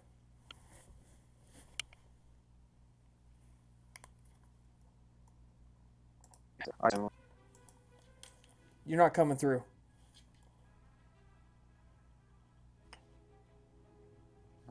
can't hear right now. Now I just heard you. Said you were breaking up. Okay. You want me to repeat it again? Yes, please. Okay. Well, if it is going to provide the safety and the protection the innocent people requires, the pipeline, then I am willing to make the sacrifices of my freedom and other things and accept your conditions. Oh, that's wonderful. It's wonderful. Listen, come back tomorrow. And the day after, okay? Tomorrow and the night after. We'll establish the blood bond with Redolinius. Alright, once that's done, Of course. we'll explain to you who we need you to spy on, and we'll start the process of creating a pipeline. Alright.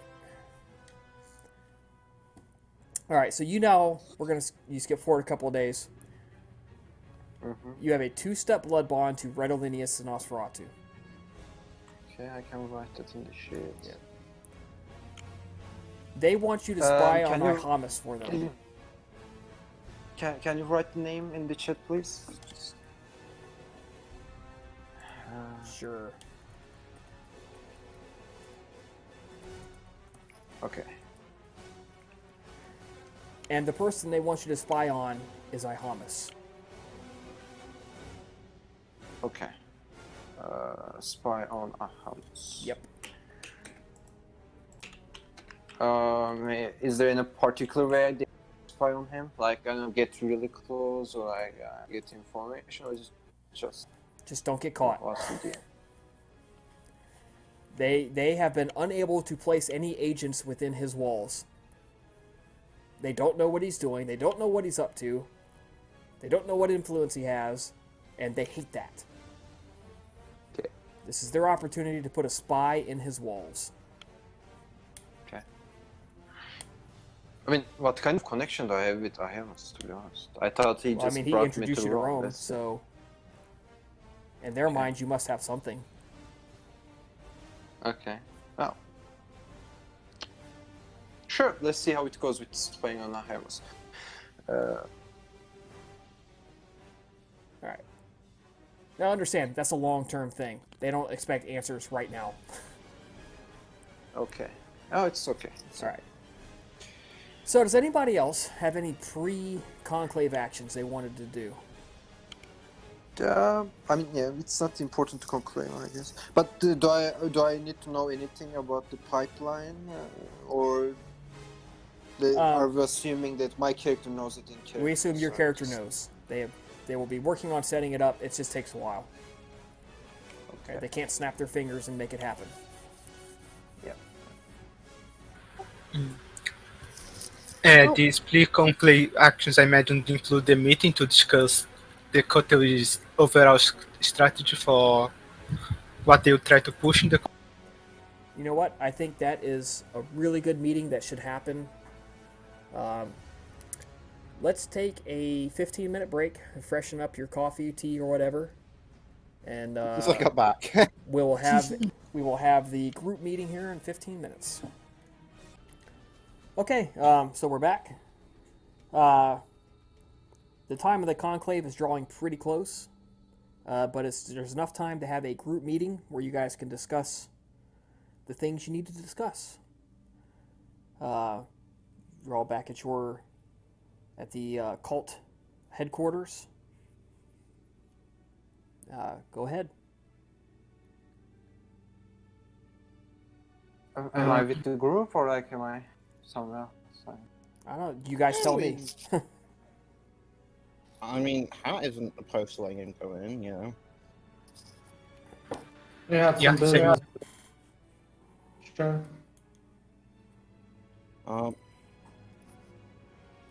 So I guess just opening it all up. So, what have we all been doing these last few nights?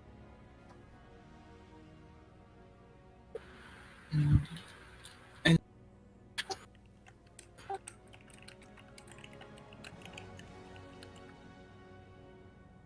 I've been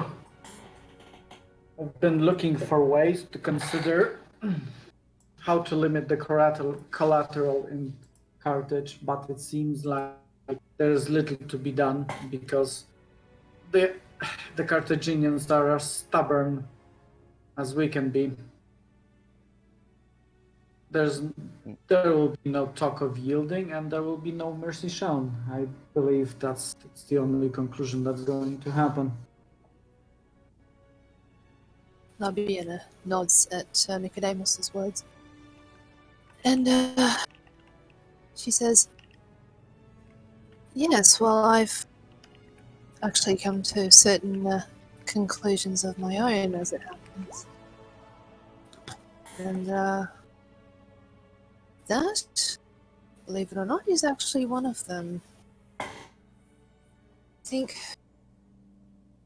probably the only way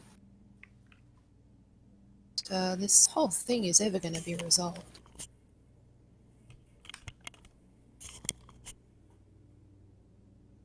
When you really think about it. I believe that they... Go ahead. Oh no, sorry, you go ahead. I guess the conclusion. I mean, even if there were ways to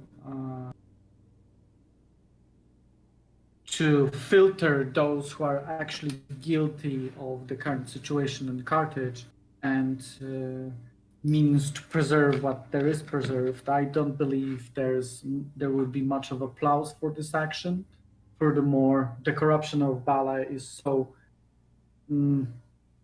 elusive and so convoluted that it's difficult to filter them out properly. They might claim everything just to preserve themselves, but I'd rather think they'll just go down fighting because their own pride will make them impossible for them to see the error of their ways. And furthermore, the biggest problem is that the Carthaginians had centuries of time to hold down in their city, and it's basically going to be a whole city against us. So I guess the only thing to do is to join the carnage.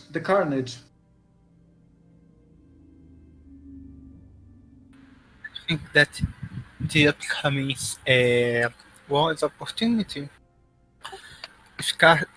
I think we all remember the vast quantities of silver that Carthage has brought to Rome. Now just imagine what else they might be hiding behind the walls that we'll be able to take once we have broken said walls. Just to appeal to their greed. Perhaps that might work. What do you mean? I think she's more speaking for ourselves. What I mean to say is that we should keep our focus not on saving the Carthaginians in the city, but saving the possession that we can use. Oh, I'm definitely holding this in mind. If we cannot save the people, maybe we'll save something of value to others or to ourselves at least. So do you prefer saving the people to saving items, Nicodemus? Yes, but I'm also pragmatic enough to know that we may be past the point that there is the case. So when it comes to Cainites, they are either too indoctrinated or too stubborn to turn the ways. And if you expose yourself at attempt to save them, you may fall just like them. Okay. I don't say this lightly. But this is a hard truth. I meant humans. Go ahead, What? Almana. Humans? I'm just going to ask about the policy of the Roman army in regards to looting. Do they have organized system? Someone that we could try to turn to our side to get the loot of the soldiers? As Like a long as quartermaster. as long as the looting is not interfering with your ability to fight. So this does not be required to give of the loot to the quartermasters or something like that to be Correct. redistributed in. Correct. Yeah. But now what they will do is the consuls and the tribunes and stuff, they will go through and pick out what they want afterwards.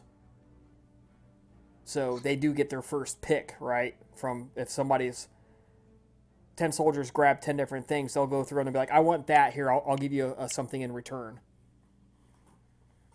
So they do kind of pull rank, as it were, to get what they want. But for the most part, it's if you took it, it's yours. Might Just don't keep Okay. them- just don't interfere with your ability to fight. Fight first, loot second. Yeah. Shoot first, ask questions later. So to speak. Well, Nicodemus, I do have means to save some people, innocent people. If you want to help me with that, I am more than willing to share you the details. I'd be interested to hear it. But consider this. We should keep this in mind. When city may be against us, it may very well be whole city. Considering that they are cornered, it may be that every last mortal will be actively fighting us, actively fighting the legions, actively fighting the vampires. Hell, if they get to us powerful enough, we may end up fighting a god. Yes, let us not forget who is at the helm of this. A god? What do you mean? Don't the Luvians? Oh, Yeah. much worse. Oh yeah. Me and Nicodemus went to try and prod some answers out of Kybiel. It, for the most part, went about as well as we'd expect, as in, not much. But one thing that we did pick up of note is a bit more about what's going on. The ley lines are only part of the, I suppose you could say, ritual that's going on in Carthage. There is a god is the simplest way to describe it. In the same vein as, well, from the sounds of it, the Namtaru, the foul being that the Bali that a group of Bali were trying to awaken at Gnosis. They don't seem to want to wake it. It doesn't look like, but they are siphoning power from it. Be equally as dangerous. Indeed. They fiddle with things beyond their power? Do I understand that right? Oh, well, that in itself isn't extraordinary. It's more the scale that we're talking than the inherent. But I begin to ramble.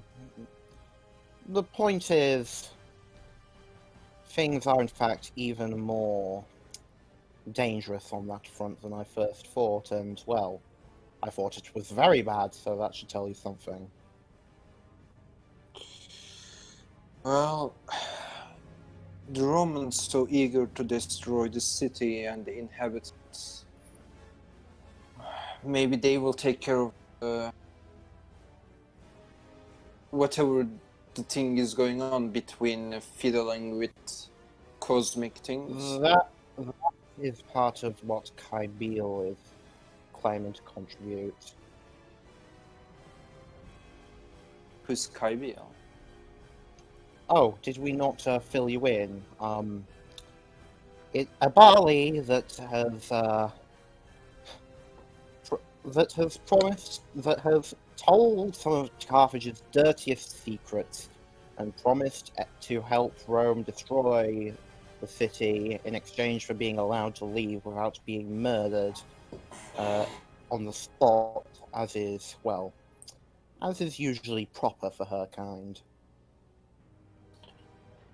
Ah. Well, seems like a cage, likely thing for a kindred to happen. To be hunted.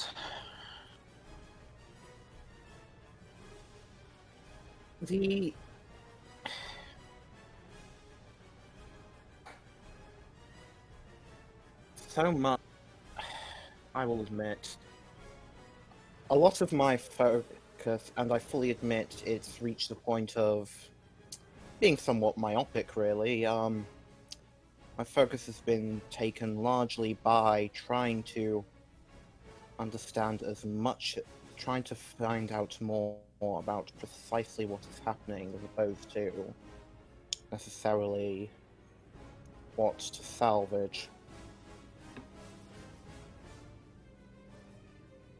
Well, is there any ways to help you with that? Headship suit? I don't know, can you see in pitch black darkness? That was one thing that I tried earlier, but turned out to be a bust. I sadly can. I am not nocturnal. I can. Yes, but you, unfortunately, you lack one other part that only Aram has, which is, at least so far as I'm aware, only Aram can do.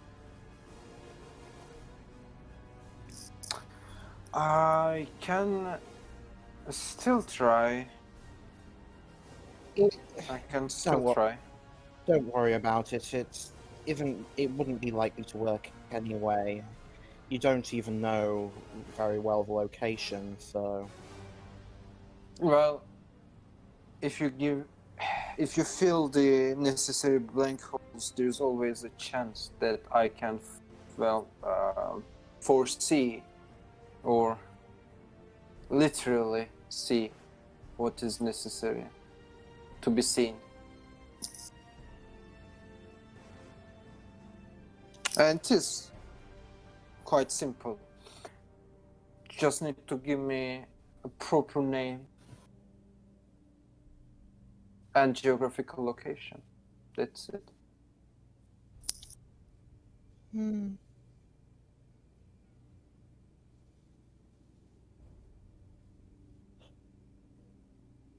The labyrinth under Crete. You know it? Well, I can try. I know where Crete is on the map. Do I actually, Chris? No, I just didn't care to, but You can. might be nice. Somebody can point it out to you on a map. Yeah, at And worst, yeah. You presumably know that it's one of those islands in Greekland. Yeah.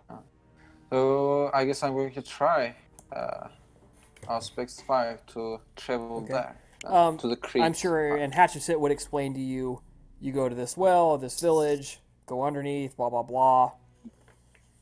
See exactly where the cave is at, right? Yeah. All right. Auspex. Soul's Flight. Yes.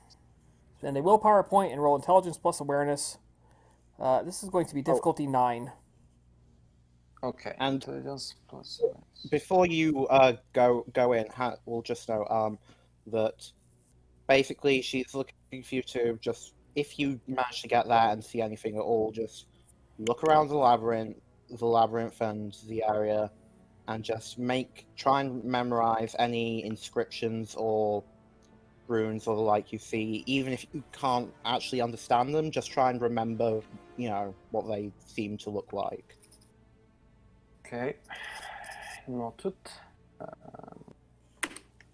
Hold on. Okay. One success. Just one success.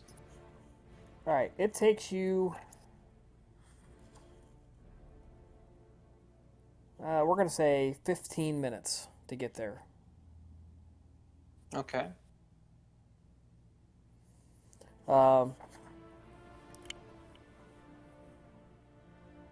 You spend a little time at the village, looking around. You find the well. You descend. Once in the water, you lose all sense of sight. There's no light for you to see. And yeah, and I believe aspect 1 enhanced eye doesn't help at least a little bit. It doesn't help when you are in complete blackness. It Yeah. would help if it's lower. Yeah. Now, one thing that Uh, would help you is Spirit's Touch. Yeah. Which yeah, I can use. Right. So yeah, I'm going to use that then. See All right. how it helps. Roll a Spirit's Touch, Perception plus Empathy at difficulty 8. It's been a long time. First. But yeah, depending on what you're looking for, it might well be very, very strong. Perception plus empathy. Okay. Potentially overwhelming. Wow, that's a lot of successes. Nice. Yeah. So- what was the difficulty? 8. That's very nice. So what you see, Damn. you see through Auspex. It's almost like you are rewinding a movie. And it rewinds through many years of blackness and nobody down here until eventually you see a scene of Hatshepsut, Nicodemus, Albina, Labiana, and a Nosferatu entering the cave. And you're seeing this in like multi-time speed, right? So you see them, the cave in your mind lights up. So you see the scene as they saw it with the light of torches. They descend into the cave a couple of times. And what you see is Hatshepsut and the Nosferatu and Albina all stop at a particular portion of the cave and they touch the wall. And then all three of them collapse, and two of them basically go running off in pain. Hatshepsut does not. Both times she collapses but does not go running.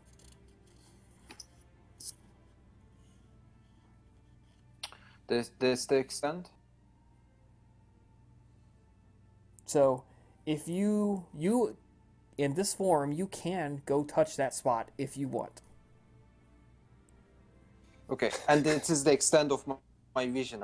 Correct. That's the extent of your Auspex vision.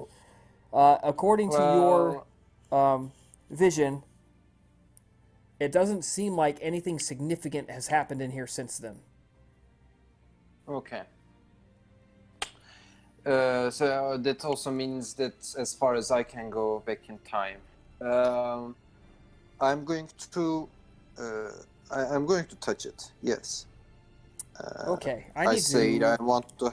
find my section of notes. I gotta scroll up quite a bit because I don't know I where did that's not at. intend for this to happen, but you know what? But sure, you could have an awakening experience of the mother as well. Why not? All right, where is that scene? That's a really good question. I gotta. Let's say that I'm going to try to help, and it wouldn't be Control helpful if I find. didn't do that. Lilith. While all this is going on, Just in case I frenzy, you guys can Okay. take, you guys can grapple. It's not a problem. we'll cross I that have bridge one strength. when we'll cross that bridge if we come to it. Yeah. I have 0 brawl and 1 strength. But while all this is going I on, found the spot in my notes, and I'm just trying to find the system I had written down.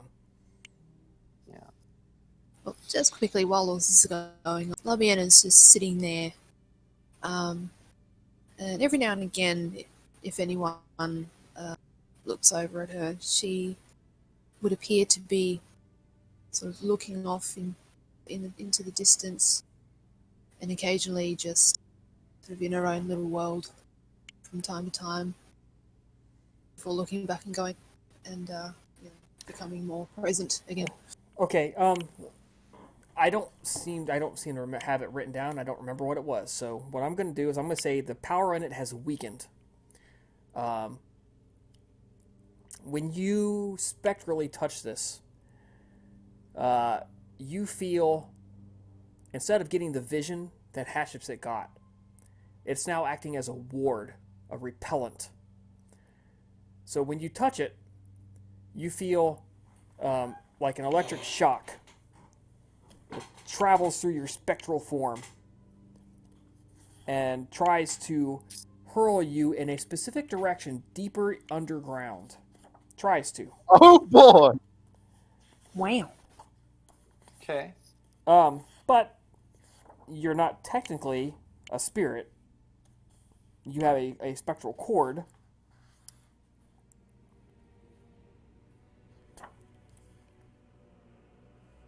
Mm-hmm. So you can, it kind of throws you into the rock itself. You can see nothing except for the light of your silver cord connecting you back to your body. So roll your intelligence. And for those of you guys watching his body, after about 20-25 minutes of him just laying there, you see something like a burn appear on his hand. Hatshepsut and Albina vividly recognize the symbol. Because you touched that and experienced tremendous pain when you did. Oh, I wasn't expecting him to actually touch it.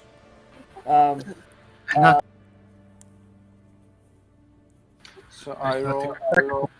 Roll your intelligence plus awareness at difficulty 8 to navigate your way back to your body. Can I spend the willpower? Yes, you can, and your body now has 3 lethal damage. Okay. Ouch.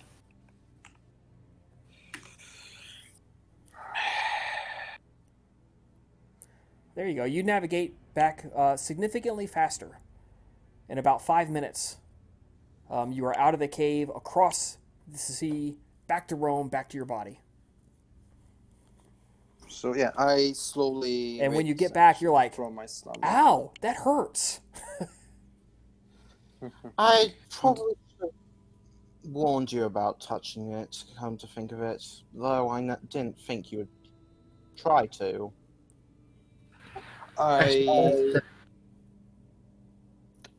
said I will try to help, and I just saw you, all of you, and another kindred touching. Well, some of you touching it in the cave. I just thought it might be useful. Same. Out of curiosity, decipher a vision from it. Vision, no. Pain and being repelled is yes.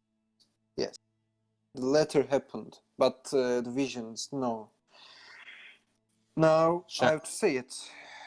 It is very weird that not something physical is affecting me in that state, but that also means what is in that cave isn't something special. Oh yes.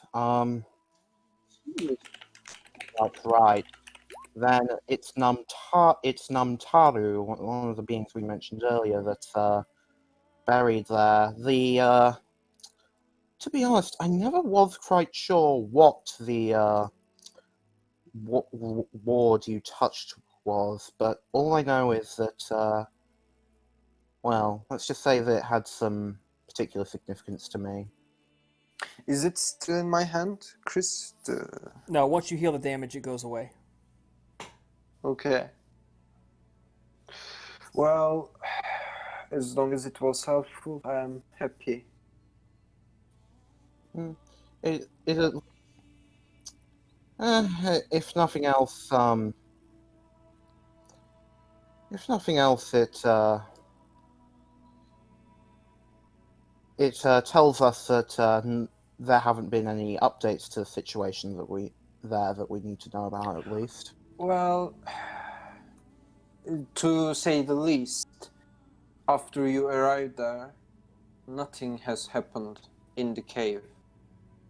It was you, and centuries passed without any contact with the outside world regarding that place, the maze. Yes, they So were if- quite determined to seal it up after. Well, it turned out we had accidentally unleashed a plague. Plague.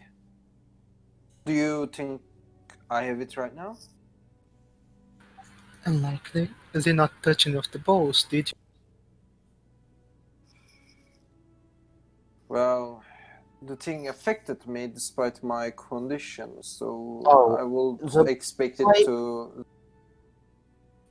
Plague wasn't from. The wall. It was from the balls. Ward. It yes, it only came from deeper inside in the labyrinth itself. At least so far as I can understand. You should be fine. And if not, we can always check in with one of the Salubri. Well, it is good to hear, Dan. It's good to hear, Dan. Noticing that you healed it really quickly, I'll just give a slightly disappointed expression. Should have held on to it for a bit longer. Might have gleaned something further from it, but no matter, I suppose.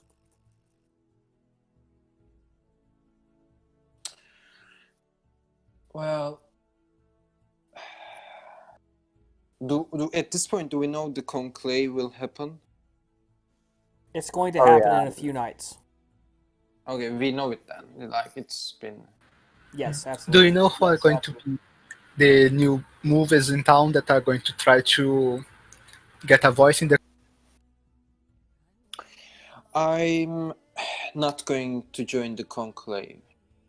If you, well, for some reason would like to know that. I expect a certain kind of behavior from the majority of the people which will be in the conclave, and that kind of behavior does not interest me in any way. So I will do more useful things. Well, useful for me at least.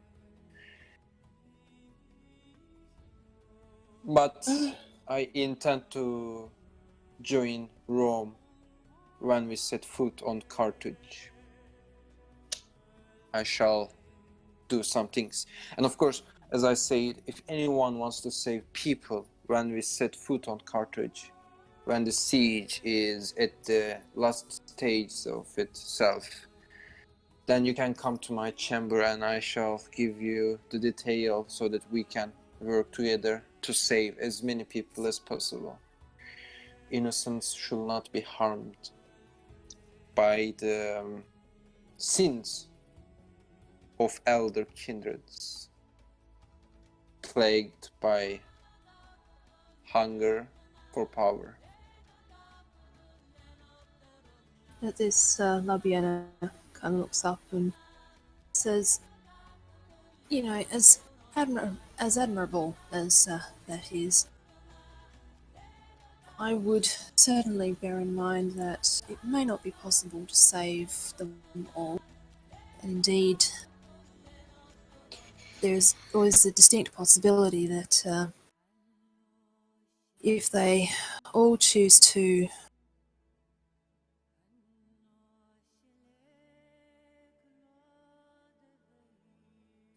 go against us, then there may be a need to destroy them all." I have my hopes and I'm going to cling to them. and I shall do my best to help people. The truth, whatever it may be, does not interest me. I prepared necessary things,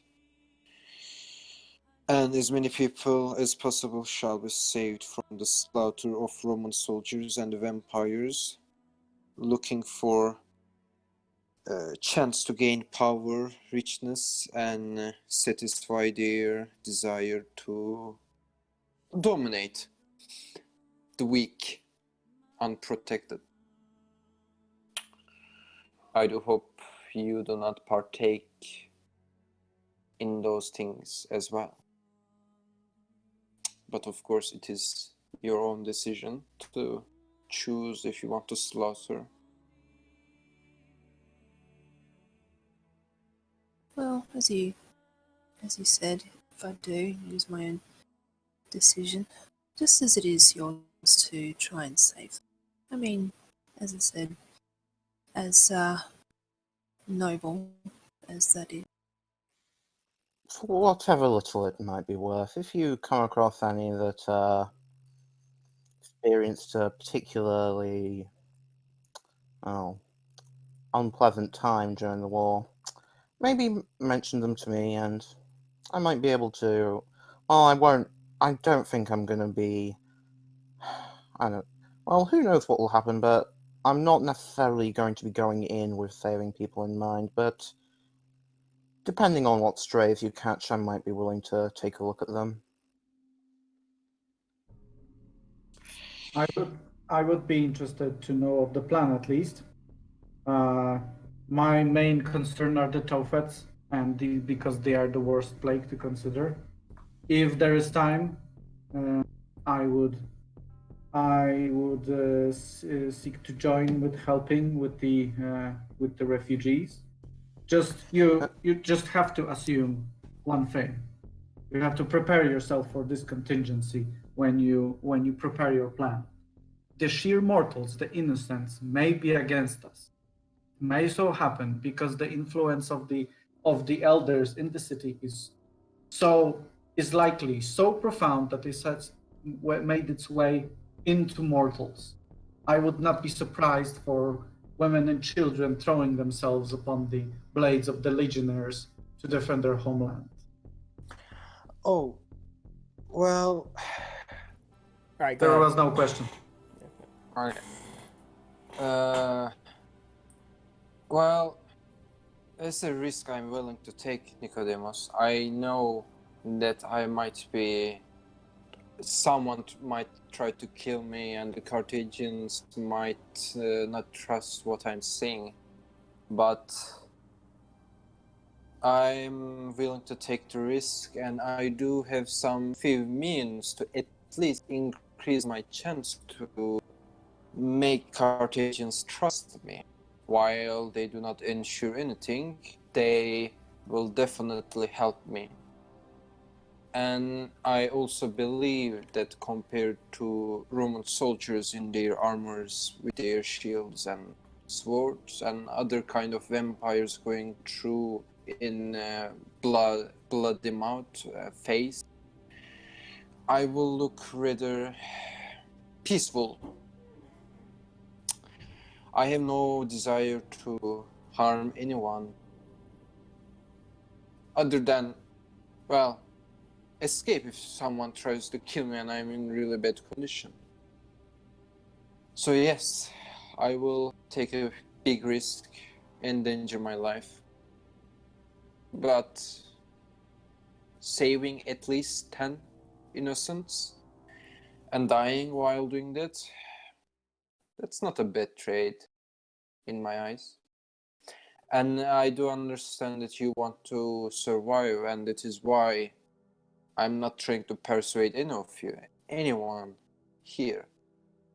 I'm just saying that if you want to partake, then I will share my plans, and it is quite a concrete plan, at least.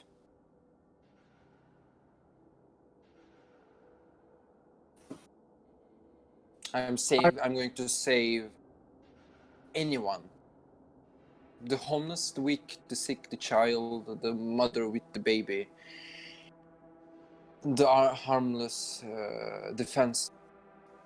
It's not going to be patricians only. It's not going to be a particular kind of people. No, everyone. My one word, thing I'd suggest: take care when you're giving aid that while obviously helping them survive is well, it's hard to argue with any ability in that. They may have chances to grow from this. Make sure that you don't outright coddle them.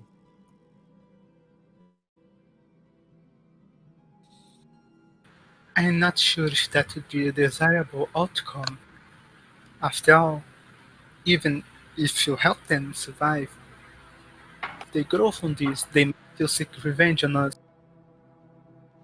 Why would they? And are you going to be with me? Why will they know your existence if you're not even with me while I'm helping them survive from the slaughter, while I am allowing them to live yet another day? More to the point, And if they come know. after me, I'm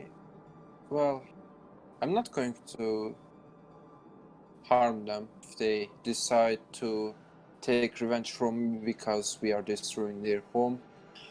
I will understand their reason and I will take that punch to my face like a proper person. More to the point, the more pragmatic sense. If we're the ones to act as a midwife to their growth, then far from it, they will owe us all the more. Well, I understand if you expect them to repay when you save them with me. I understand if you expect that. And if you come with me and help me physically, then I'm not going to try to stop you from getting something in return. But just so everyone knows, and this is clear, I am doing this for the sake of helping, not expecting anything in return. This is me trying to lessen the bloodshed that will occur.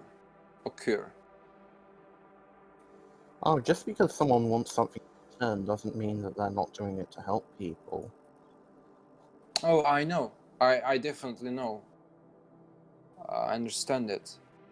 It's just that I do good for the sake of doing good. That's it. And while I have my own opinions about doing good for other reasons, I'm not going to judge anyone for that.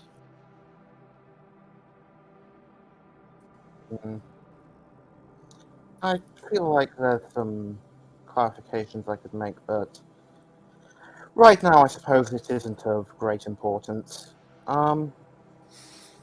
Regardless, from the sounds of it, we are agreed that war is happening. That much, well, it's set in stone, really, and outright saving the city itself, and even at least within it, probably most of the mortals as well, isn't going to be viable.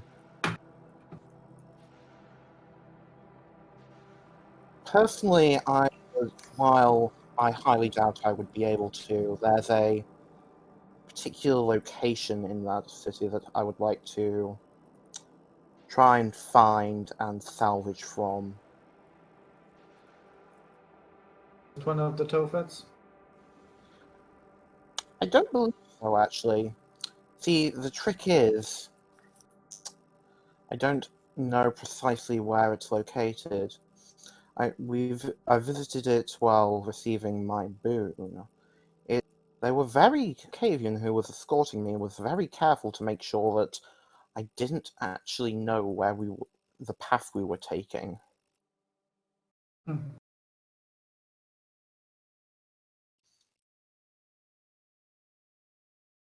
And I assume it's impossible to tell just from the interior how big the place was, or was it a complex, or just one single building. Would I, It might be. Chris? Would I remember anything vaguely like that? You remember most of the route to get there. He didn't really try to hide it. It might You take you just some went. time to find it again because you are only there once, but you kind of vaguely remember And how to get I there. do remember he did a few times take a deliberately confusing route, not necessarily hiding so much as Yeah, like I said, I do remember that being it's you're kind of like if I'm in the harbor and it's uh, southwesterly from here, and I can kind of orient myself to a couple of landmarks, and it'll take me a couple hours if I just wandered around the city to find it. Mm. It might take you a night if they just let you go and said, go find it. It might take you. It'll take you a night, maybe a couple hours at a minimum.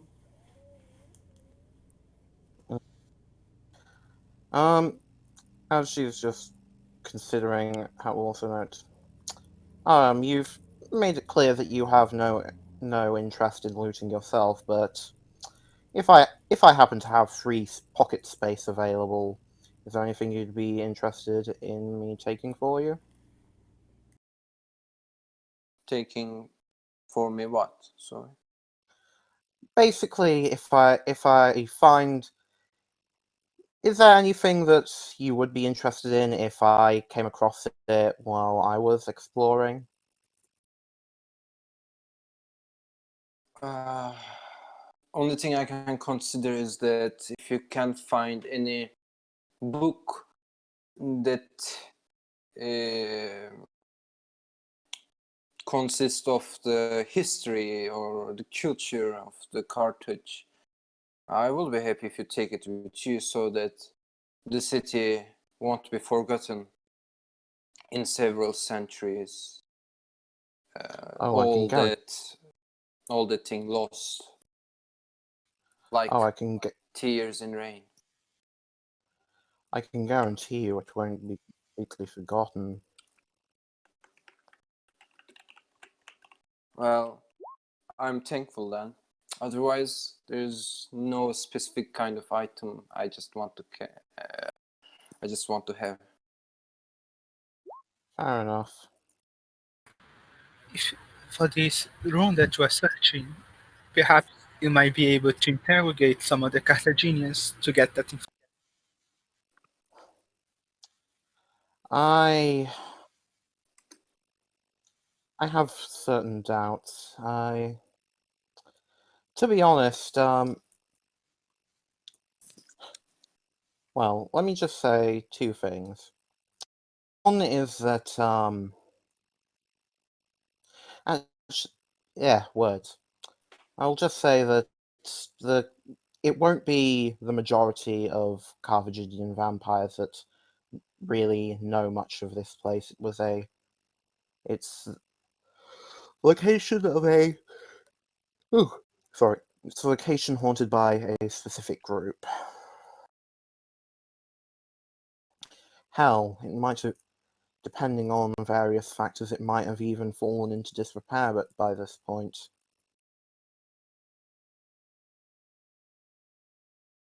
Would there be a way to identify some?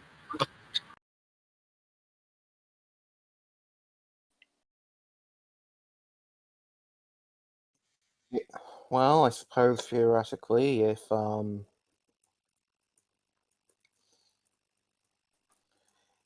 of them recognize when you speak of the mother, then yes, they might know something.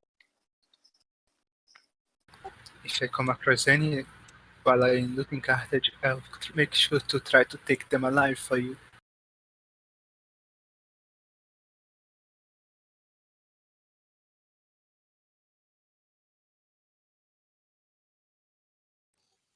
Alright then, is there anything else we wish to cover right immediately?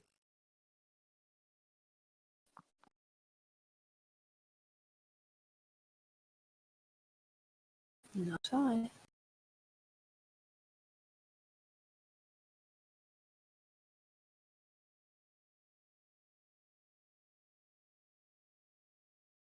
No. Right then, I think we have the broad gist of it planned. Then the final thing then. Alan, you've already explained that you aren't planning to go to the conclave, but for the rest of us, what do we plan on? Do we plan on saying anything in particular?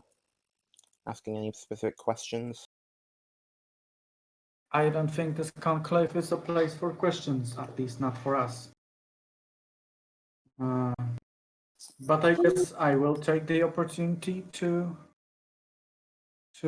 speak. Oh, At the least first time plans. Kybe made her presence known was no place for questions, but that didn't stop me from embarrassing myself. Well, the conclave is a chance to speak to for anyone. And the audience is going to be considerably bigger, so I'm not sure if embarrassing oneself would be on anyone's agenda. Anyway, I worry about another aspect of this whole venture with Carthage. Take enough of our kind, put him into one singular purpose, and tell him you're free to take blood of whatever quantities you can, and you can see how they're going to rage and frenzy in the heat of it. I worry that we might be our own worst enemy, and when push comes, we might going to lose more than just one city of Carthage. What I do you hope mean? so. I fear that whatever morals, whatever path you go in the heat of challenging Carthage, it might go sideways, and the beast will roar these nights. Perhaps I can build some words to speak and remind everyone of this fact. I do see where you're coming from, and I will admit some aspects do concern me. It's why, despite, well, my various disagreements on things with the more humane among us, I would be interested in avoiding too much carnage. It's not just about those who are more humane than us. It's about that beast revels in mindless slaughter. And whether Oh, you're an adherent of one path or another, it's likely you're going to succumb. Especially that Balai thrive on exposing weaknesses that lead to one downfall at the hands of their own beast. well, on the plus side, if hopefully if people don't completely fall from it, they might be able to learn a few lessons from well, the failures. Well, I myself have resolved to the fact that it is a distinct possibility, such is the nature of war. And, at the end of the day, we all know what needs to be done. Yeah, you're right that it's war, but this one is different than anything we've come across. It's not just a battle with opposing force. We're basically going to a city that is overrun by ballet and controlled by the progenitor of the clans. I hope none of us. Can you hold your integrity in check? I hope that none of us if even thinking of going the first wave. I just worry that it may just be more than just the first wave or the second, or however there are going to be waves.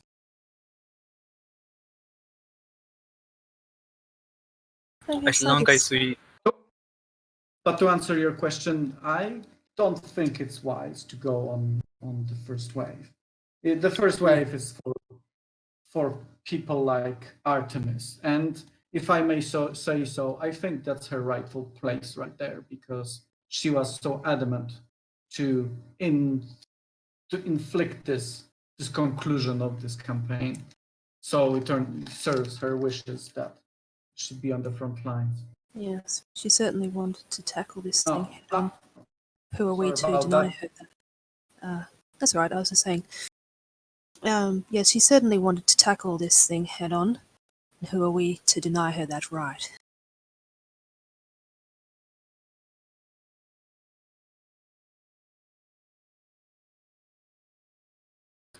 should, as long as we avoid the worst of the fighting, I believe the beast will not cause too much trouble for any.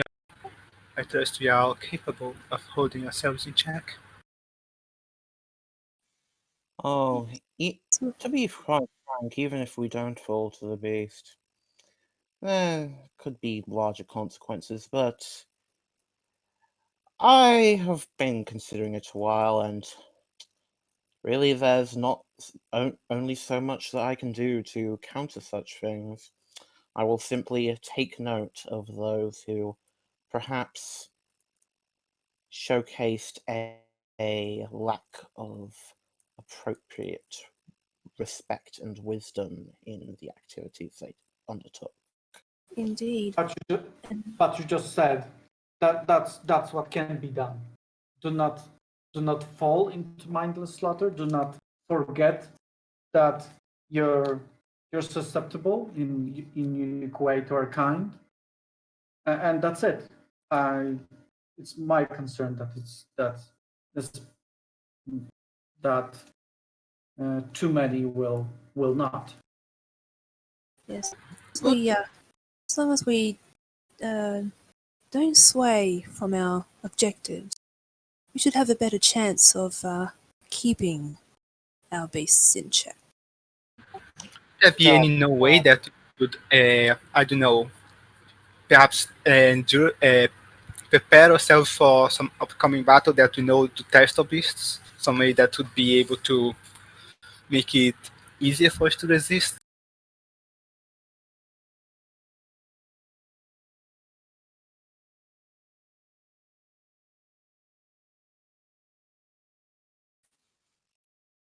Chris? All right, you're asking me out of character. Yeah, there are those out there who would appreciate uh, the opportunity to train you so that you can spend XP for self control.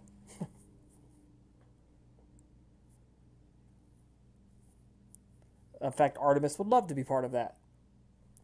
Uh,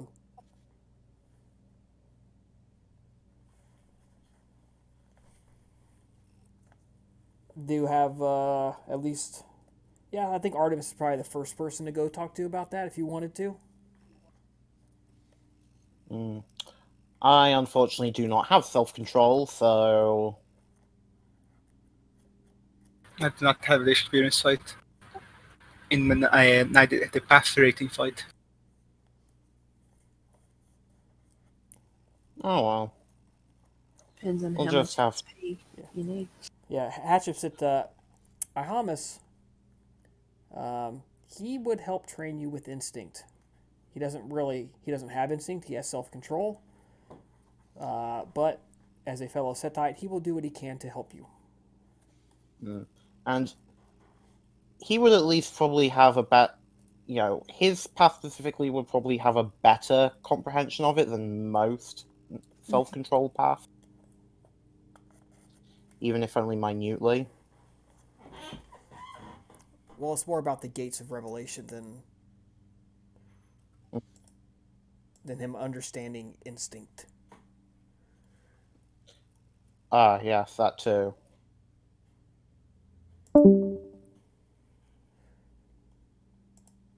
Right. Someone drop. That was the bot. Yeah, Okay. music has dropped. Yeah. All right. right.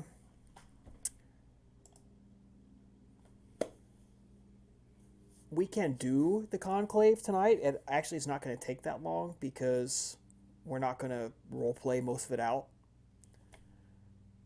Or we can do that next session. What would you guys like to do?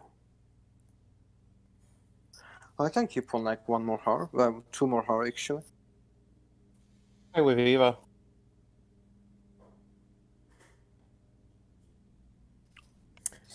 Okay.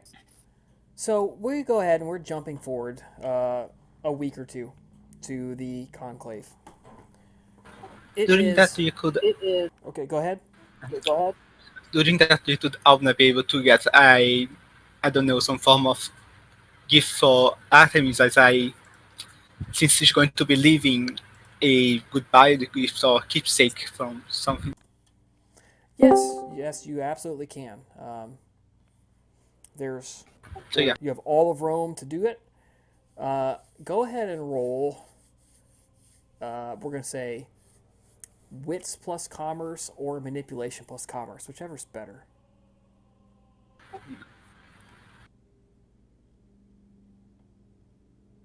It's difficulty 6.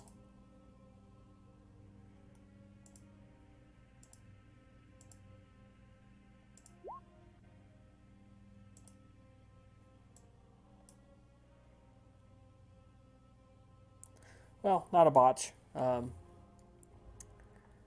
it again. That's just some wasted time you spent.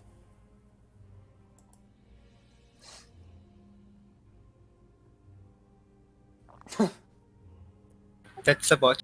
That is a botch. It's a bunch.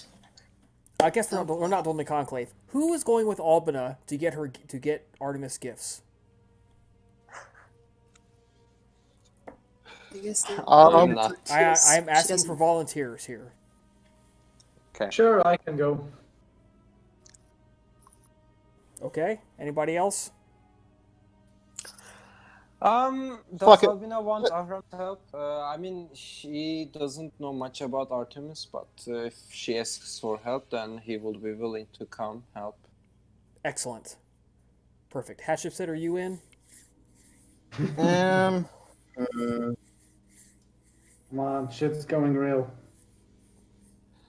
I think 3 people should be enough for, just a gift shopping expedition. He said. No. So, Mabiana, were you in on this? I think Labiana, if she'd been asked, would have politely declined. Okay. She So, Aram, Yeah. Nicodemus, and Albina. You guys are. How did you ever guess? You guys are making your way. There is a market that sets up near the Palatine Hill, near the Forum, at night. And it's well known to be home to all sorts of shady thieves and stolen goods get past there, things like that.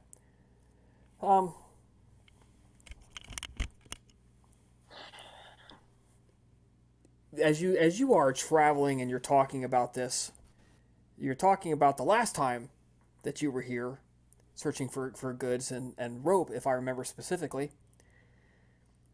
And you mentioned how you had turned a corner to a dead-end alley and found yourself encountering a werewolf.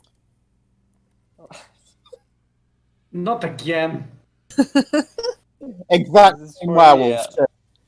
And- If I lose my character again, And you I'm hear dropping. junk and trash shifting behind you in the exact same alley.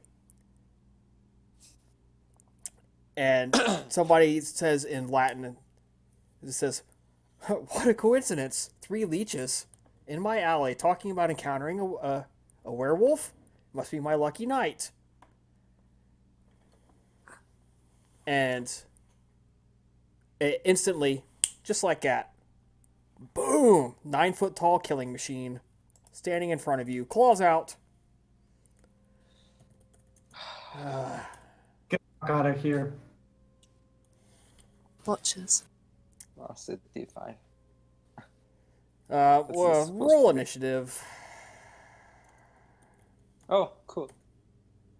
Any Plus, any reaction that can be done before rolling initiative, or is that like it just happens so fast that there is no chance for spending yeah, blood? it happens so fast. There's no chance. You know what's my initiative? It is 1d10 plus 2. Oof. Your dex is 1. Yeah, my dex is 1, my wits is 1. Oof. Oof. You should be a fucking cripple. Yeah, I'm not fit for these conditions, people. And yeah, I'm... okay. You are good at I die. one thing and one thing specific. Okay. Look, if I die again, at least you guys will be saved. That's how it works. It's always been like that. Let's hope it doesn't come to that. Yes, let us hope. Let me switch game music here. We can't spend blood. Like, if I am I sorry. do- Yeah, while I'm the sorry. transformation is happening. That sucks. All right, Werewolf is first, Alban is second, Nicodemus third, Aram fourth. It happens. It's not your fault. Yeah. Maybe I should choose to not have, but you know what? Fuck, I'm a good person. That's the... All right. Oh, So Aram is a what good we're gonna person. do is I'm gonna roll a d10. So we're gonna attacking Albanus 1, Nicodemus is 2, and Aram is 3. So I don't know who he's going to attack. Mhm. You gotta be fucking kidding me. All right.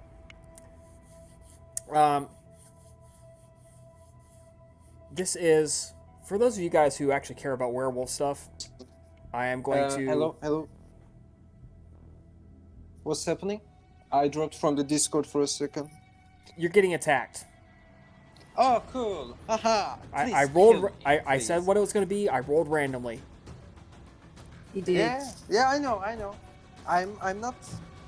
All right. It's about So luck. I'm not talking about. for those of you guys who care about werewolf stuff, the way I'm considering this is he's going to have a strength of 6, a dex of 4, and a stamina of 7. 6, 4, 7 In Krynos. in Krynos. He is going to have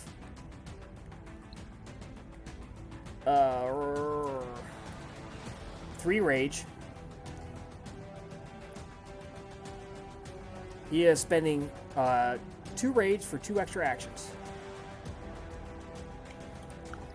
Cool. All right.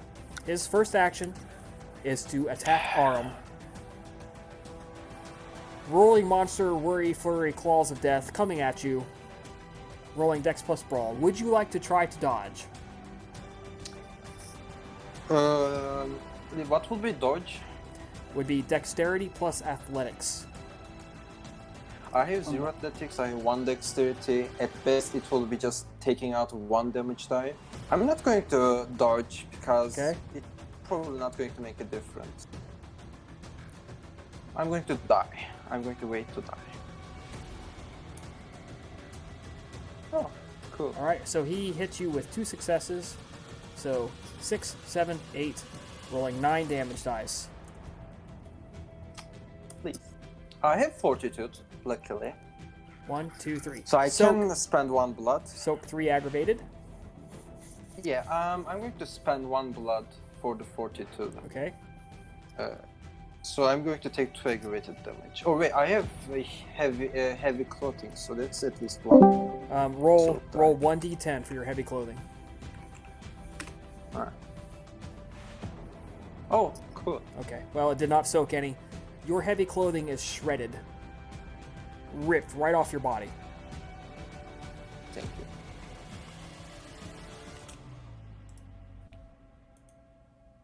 Bye bye, Aram. All right, so you take 2 aggravated damage. But his extra actions go at the end of the round, which means all 3 of you now get a chance to act. Or, as the case may be, run. Yep. So Albany gets to go first. I'm going to use my Armory of the Abyss to try to conjure up a blade in the. Okay. Go ahead and make your roll to do that, please.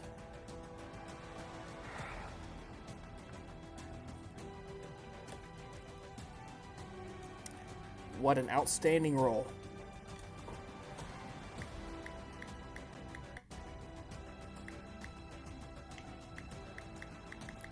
Now, What for does it mean weapons, when what's it's the deal? a weapon? Yeah. What's the like stats for extra weapons? damage?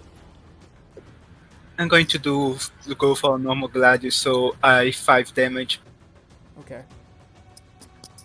Oh, holy shit. So if you get like 10 successes plus 10 damage? 10 successes would be 14 damage. So the player spends one Plus hit the point strength plus and- manipulation plus crafts.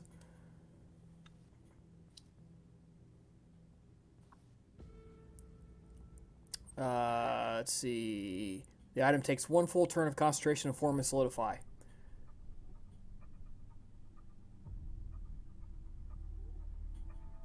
A disturbance, including any violent physical contact, some loud noise or similar stimulus, blah, blah, blah, blah. Weapons may take any form and cannot add more dice to their bearer's strength. For purposes of delivering damage, then there are creators up 10 aberration rating. So you got 5 of 10 aberration.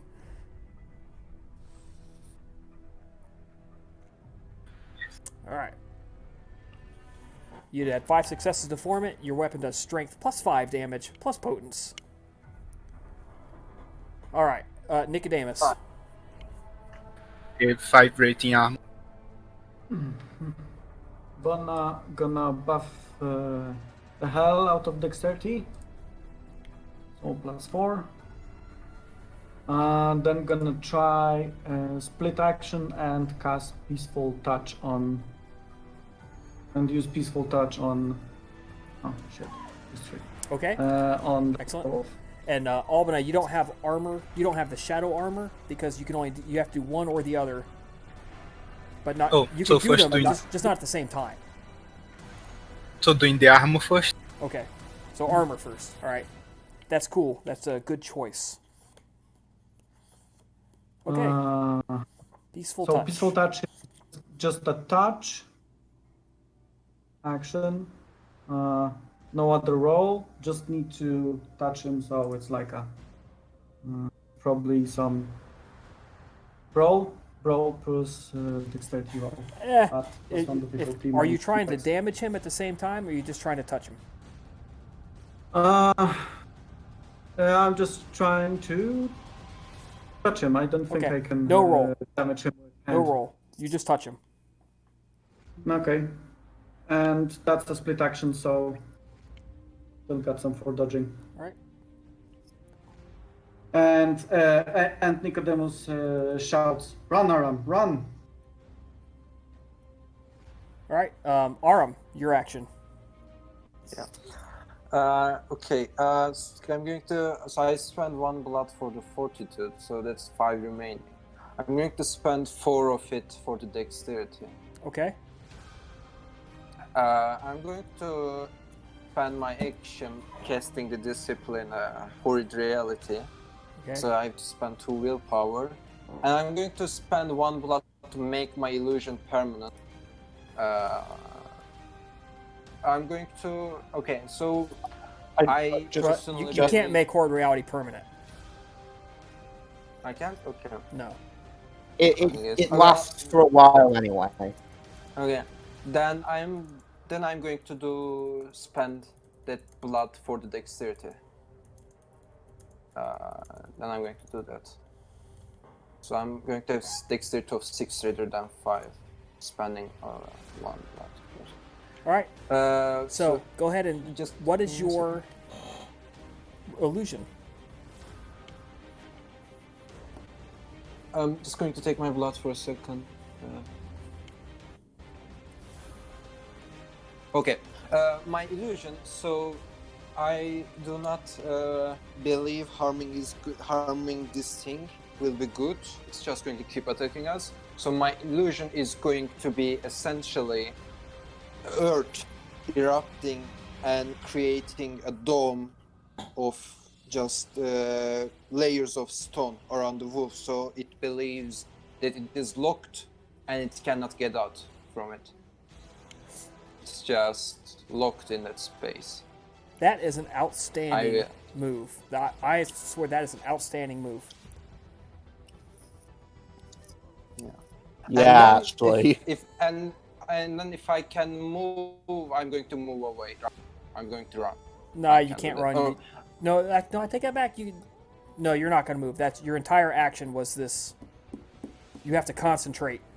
You think super Okay. hard. And Right. so what? Of course, nobody else can actually see this. But what the werewolf sees is he sees Aram step back, wave his hands in the air, chant some magic chant, and suddenly the stones and the earth erupt and form a huge dome around him. And so but all the rest of you guys see is the werewolf, like, start swiping his claws at the air, just woof, woof, woof, just like randomly trying to smash through it. Now he's going to get a chance to smash through this. So I'm going to give your dome a armor rating with a random D10 roll. It's going to be at least 2. So it has basically 3 health levels, we're going to say. Okay. So the wolf has to do 6 damage to it to tear a hole big enough for it to step through, what it thinks is a hole. I think that sounds fair. Yeah.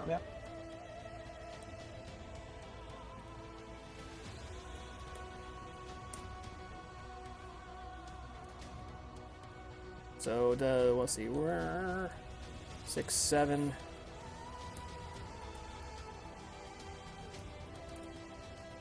One, 2, 3, 4.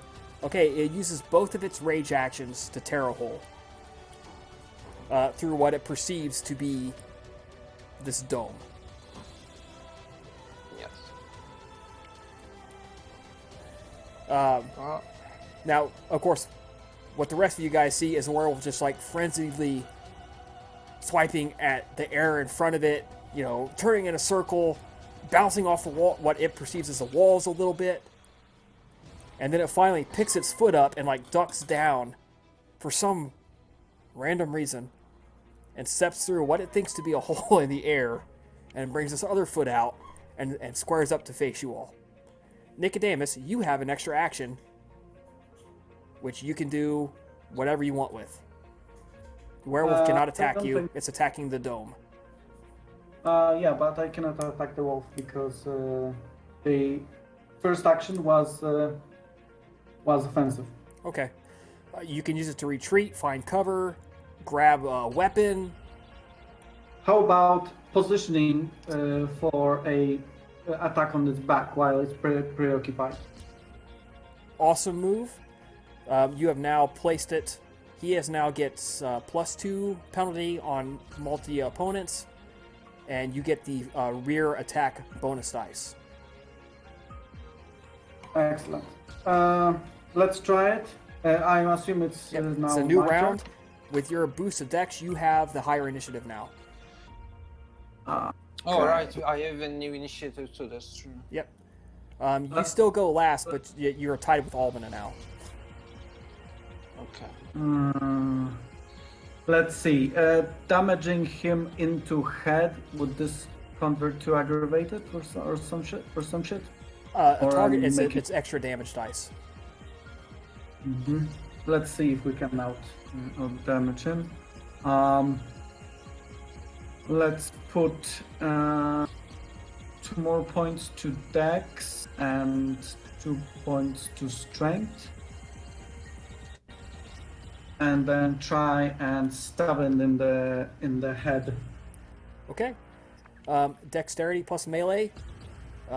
Difficulty for a target attack at the head is going to be 8. 8. So it would be 9 total, or just No, 8, but you get right in the head? 2 bonus dice for being on the rear. So that's like, okay, 9. So Dex plus How melee much- plus 2 extra dice. How much bonus and damage is that? Hold on, +1 only. That's actually not worth it. Okay, let's just stab him in. Okay, just stab him in the back. That's also an acceptable move.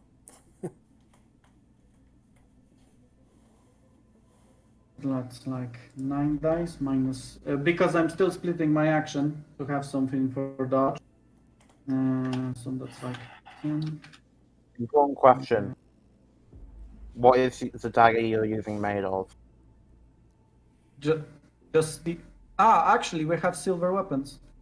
Not sure Yes. if I should assume that I'm carrying it I don't with know. me. You guys tell me. Actually, it's reasonable considering that we've been attacked during the night. Yeah. In such expedition. Going through the area. Okay, Yeah, so sure. backstabbing. hit Absolutely, with you have your dagger. silver knife on you.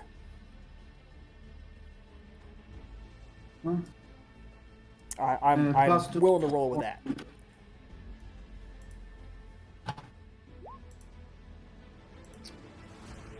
Nice. What a roll. Damage. Strength. Knife is +0. But Mhm. strength plus 7 extra successes. This is all aggravated damage. That's 5 aggravated damage. Mm-hmm.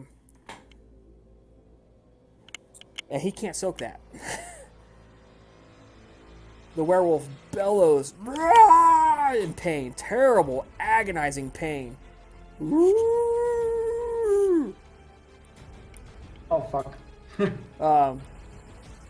Agonizing pain. Stumbles off your dagger. Just you can tell he's seriously hurt. Seriously hurt.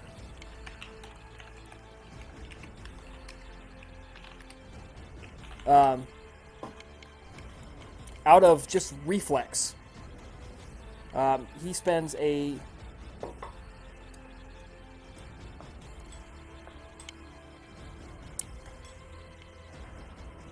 he's doing a werewolf thing. Yeah, or he's gonna have to roll his rage. Oh boy. Frenzy roll. Yep. Is that it's he gets -2 from peaceful touch. Well, no, this is just him trying not to freak out on somebody. Or, in his case, wanting to freak out on somebody. But he's too young, and he's not that much of a fighter, and he doesn't quite manage to freak out on you guys. But out of reflex and anger,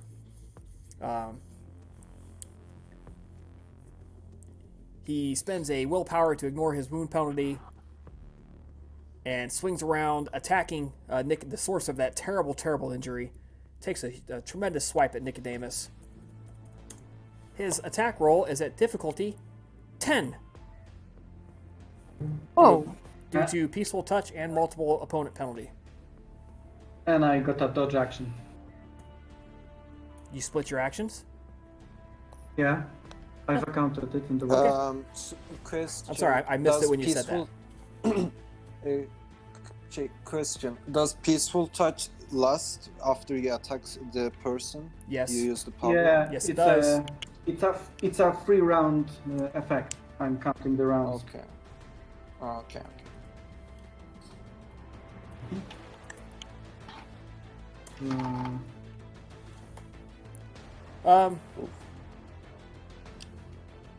That's a 0. It's a 0. He takes a swing, turns around, going for the home run haymaker swing, and he just whiffs right over top of your head. You feel it. You feel the claws part your hairs, and snicks a few of them off. But his momentum is such that when he swings around, he kind of stumbles, and he leaves both Arum and Albina with can both attack his back. Okay. So So we Albina, go you're up. together. Okay, so seeing the opportunity and seeing her armor form, she's going to give up on making a blade and she's instead going to go for her own silver blade and try to go for the stab on the factor. All right. Yeah, you just whip that silver. What do you carry? A gladius or a knife? No, dagger. The dagger. Yeah, you whip that silver Yeah, there's- dagger out, and you're going stabby. So, Dex plus melee plus 2 extra dice.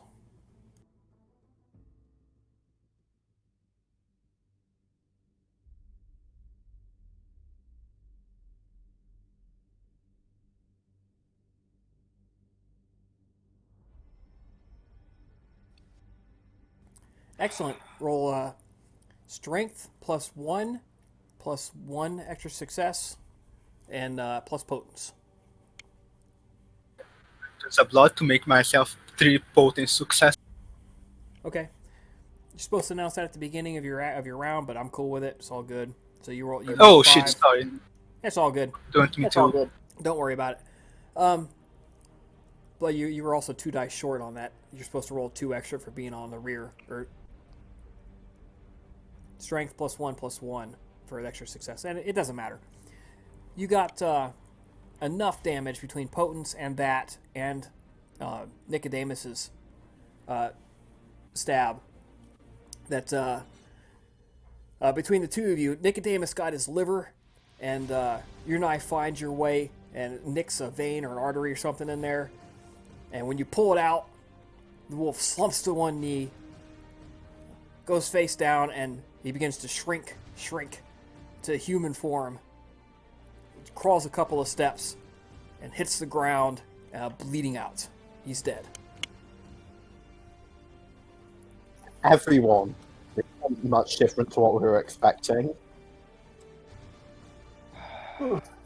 Ahram goes to the dead werewolf or human, as it seems, and he just closes his eyes, the corpse's eyes, and then just chants in some religious thing to what will be the word, to bless the dead or something like that, you know. Of course, his religion is different than the Greek and the Roman, so he probably does it in some other different fashion.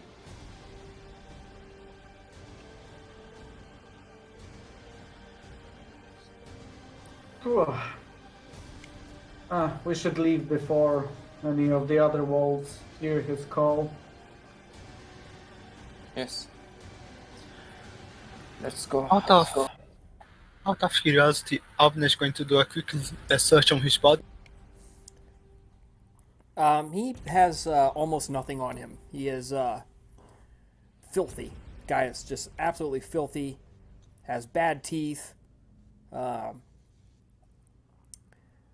It looks like Should he's be been able to- homeless for a long time. Be able to try to bleed him and put him in some container, something that she could take, a bottle or something like that. Do you normally carry empty bottles with you? No, but does the alley has anything that can be? Do you It has need like it? clay shards and stuff. You could put a little bit in, but probably not a full point. Nicodemus probably has some. That's reasonable to assume. Yeah, you normally carry a medical kit with you, don't you? Mm-hmm. I suppose any medical. He has some herbs and stuff like that. Yeah, I think the vials would be a bit of a stretch. So no. I mean, that's okay. If you guys wanted to feed off the remaining blood in him, you could definitely do so. Oh no, Alvin sends you a bottle and give it as a gift to the blood from a recently deceased werewolf. of fresh blood? You know what? I mean, if For the purposes of the scene, I think that's a good spot. You get between the two of you guys, you dig through your stuff, you find something to put the blood in, you bottle it up. A vial of werewolf blood, or a bottle of werewolf blood, is a gift to Artemis. Not bad. Definitely not something you come by every night. On the plus side, now we can finish. Like I said, the conclave is actually anticlimactic. You've prepared for it, you've talked about it, you know how it's going to go. There's actually very few surprises to be held. But there are a couple. The conclave begins in the very wet, cold weather of winter.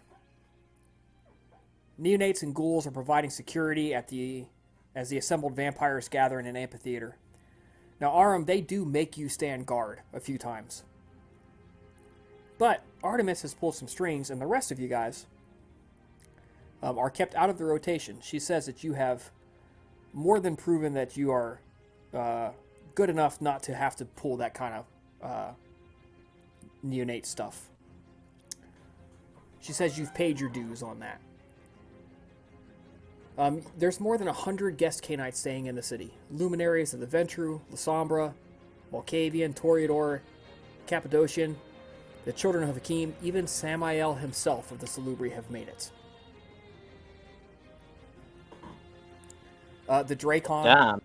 Yeah, the Dracon has returned from his travels. He sits with Bester.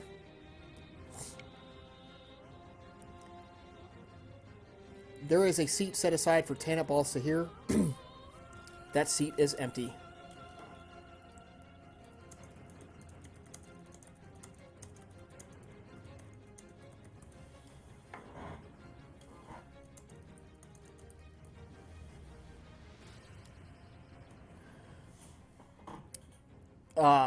Camilla, so many of those gathered actually choose to hide themselves with obfuscate. But courtesy and politeness dictates they leave some trace of their presence.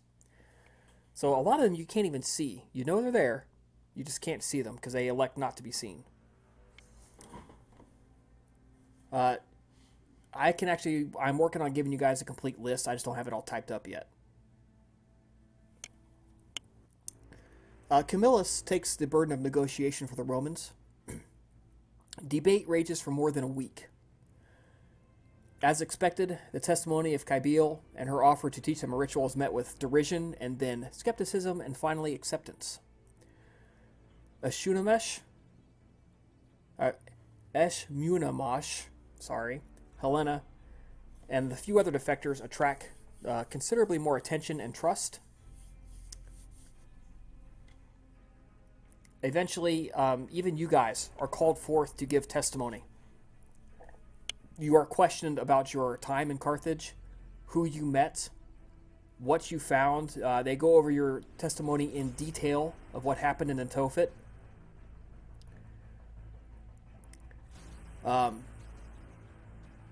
They make you confirm over and over and over what you found, the impressions you had, the carvings you saw. I know you did not expect to be questioned like that.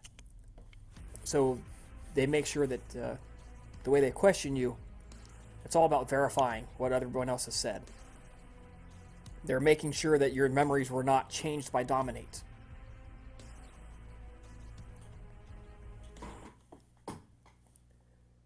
Of the surprises, there are actually many Canaanites who are on the fence about complete destruction. They all agree that they need to do something. They cannot let this stand. Otherwise, the corruption will be a danger to everyone.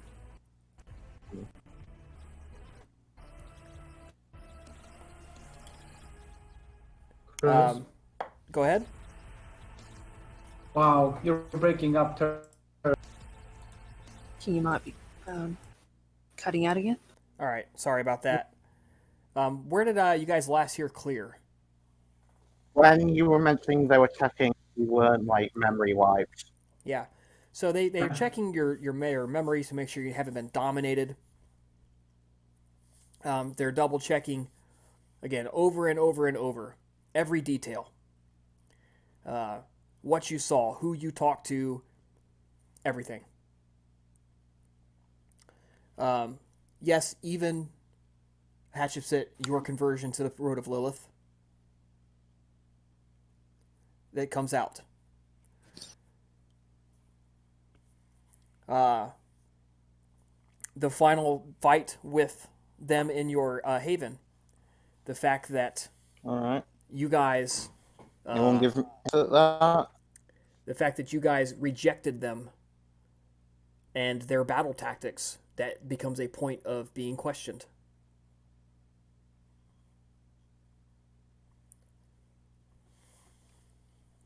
How does it exactly work? Do they actually become privy to our thoughts throughout this ordeal, or They question you under aura of inescapable truth. Oh, okay. Are they sticking to the facts, or they also state questions like, was it your intention to betray Rome or some shit? No, they don't. They're not asking gotcha questions or anything like that. They all know. Everyone knows you guys are completely loyal to Rome. They know that. There's no question about it. Trying to determine exactly what happened. Yeah, what they want to know is tactics, defenses, what to expect in the city, and confirming the Balai's testimony, because obviously nobody trusts her. Reasonable.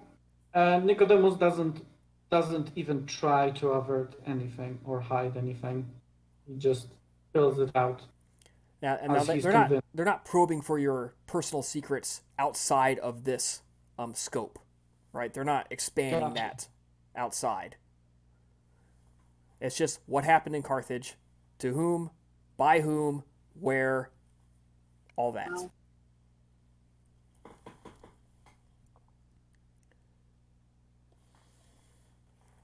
Right. Another of the surprises. And the final vote by voice, Camillus is in return for allowing a minimum of one representative from every clan who wishes to reside in Rome to be on the Eternal Senate. One of the debates is that, well, Rome is getting very powerful. Rome is getting to have a lot of influence.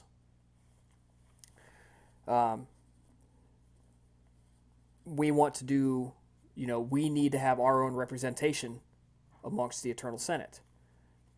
And in return, Camillus has himself declared Patus Patrae, the father of the fatherland. Or, as you guys might be more concerned, the Prince of Princes. In this conclave, he has essentially become the single most powerful kindred in the world.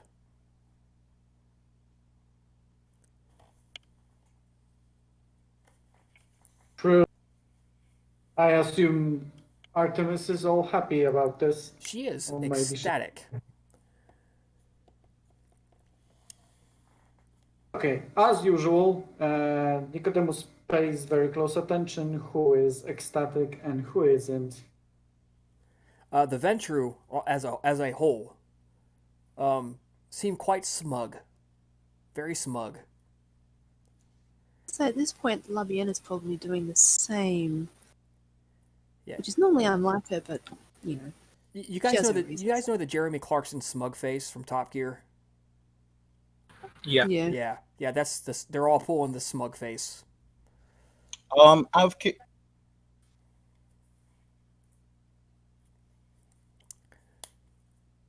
I'm sorry, you completely broke up there. I heard it was out of character, and that was it. Yeah.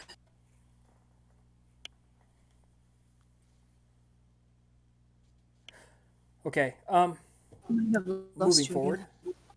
Oh, go ahead. Go ahead. Well, apparently broke up really bad because all I said was I said out of curiosity. Well, keep going because I didn't hear anything else. Basically, the road conversion comes out. How do people get back to is what I'm You're breaking up pretty badly. You Did I want to cut know? out again? You want to know how people react? That's the question. How do people react? For the most part, they don't seem to care. Your personal business is your personal business. How you handle the beast is your business.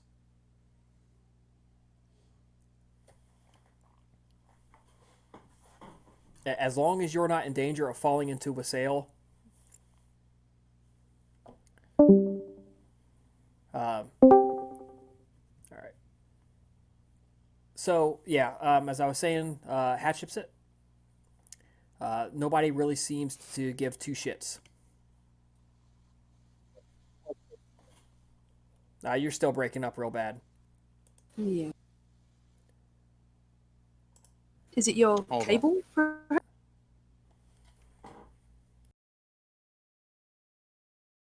Test. There you go. There we go. Yes.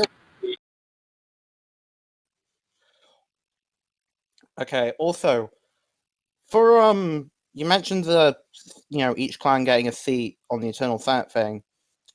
Has the specifics been named for that, or is that to be decided for who's going to fill each role? That is to be decided, but that's the next surprise. Ihamus is recognized. I was gonna say, but are there nominees? Yep. Or, And he says that the followers of Set out of have historically always maintained neutrality in these things, and to accept such a seat would be to grant the appearance that they are abandoning their neutrality. Therefore, they respectfully decline. However, he does take the opportunity to cash in several of his favors with the newly empowered Eternal Senates. The followers of Set are granted safe haven and travels through anywhere Rome holds power, so long as any member of the Eternal Senate is in Rome. Ah, Further, his personal domain is now granted to him to the exclusion of all else, including Camillus.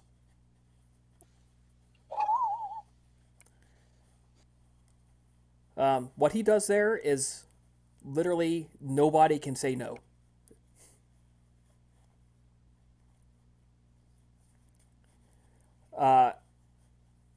And last, he is granted the authority to sire a childa in Rome.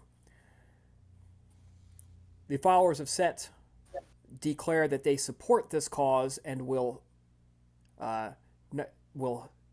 actually help with aid and comfort to the army as they can.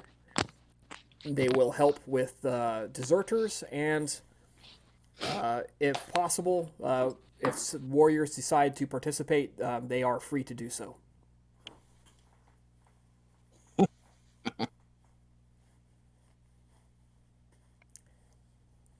On the La Sombra side, Montano is there, and he declares that the La Sombra have decided to participate, and when this is over, they are establishing a sect. I should not say a sect. They're establishing a small faction that are going to be called the Soldiers of the Night. And they will be part of Rome, and they will be there to help serve the Eternal Senate.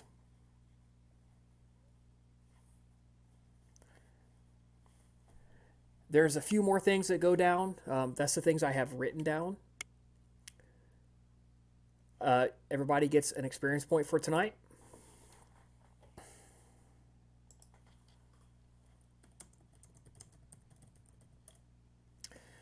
Do you guys have any other questions? Anything you want to talk about? I have a question. Sure. La Sombra said that they will be the enforcers of the Eternal Senate. They said that they are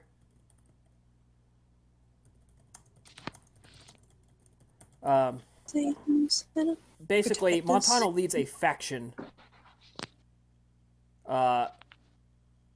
that basically helps stamp out werewolves and mages and assures the safety of vampires. Hmm. Interesting. Okay. I that forget was just my exactly where I question. read that. I was going through the VTM wiki, I believe. But In a way, they're kind of like Dark Ages scourges. yeah, Does basically, yeah, they become. They basically work with the Wigael, with Ainana to help. Okay, he actually calls it. Let's see. Calls it the Victory Corps. Is what he calls it. And they spend time amongst the front lines of the army, amongst other. They basically form a spy network to help the Eternal Senate. okay. So they form a spy network and they function as shock troops. Interesting. I will expect it from another clan, not sure. The only last thing I'll note is that obviously Hat will be next time she sees Ihamus, be giving him a very big congratulations on pretty good play.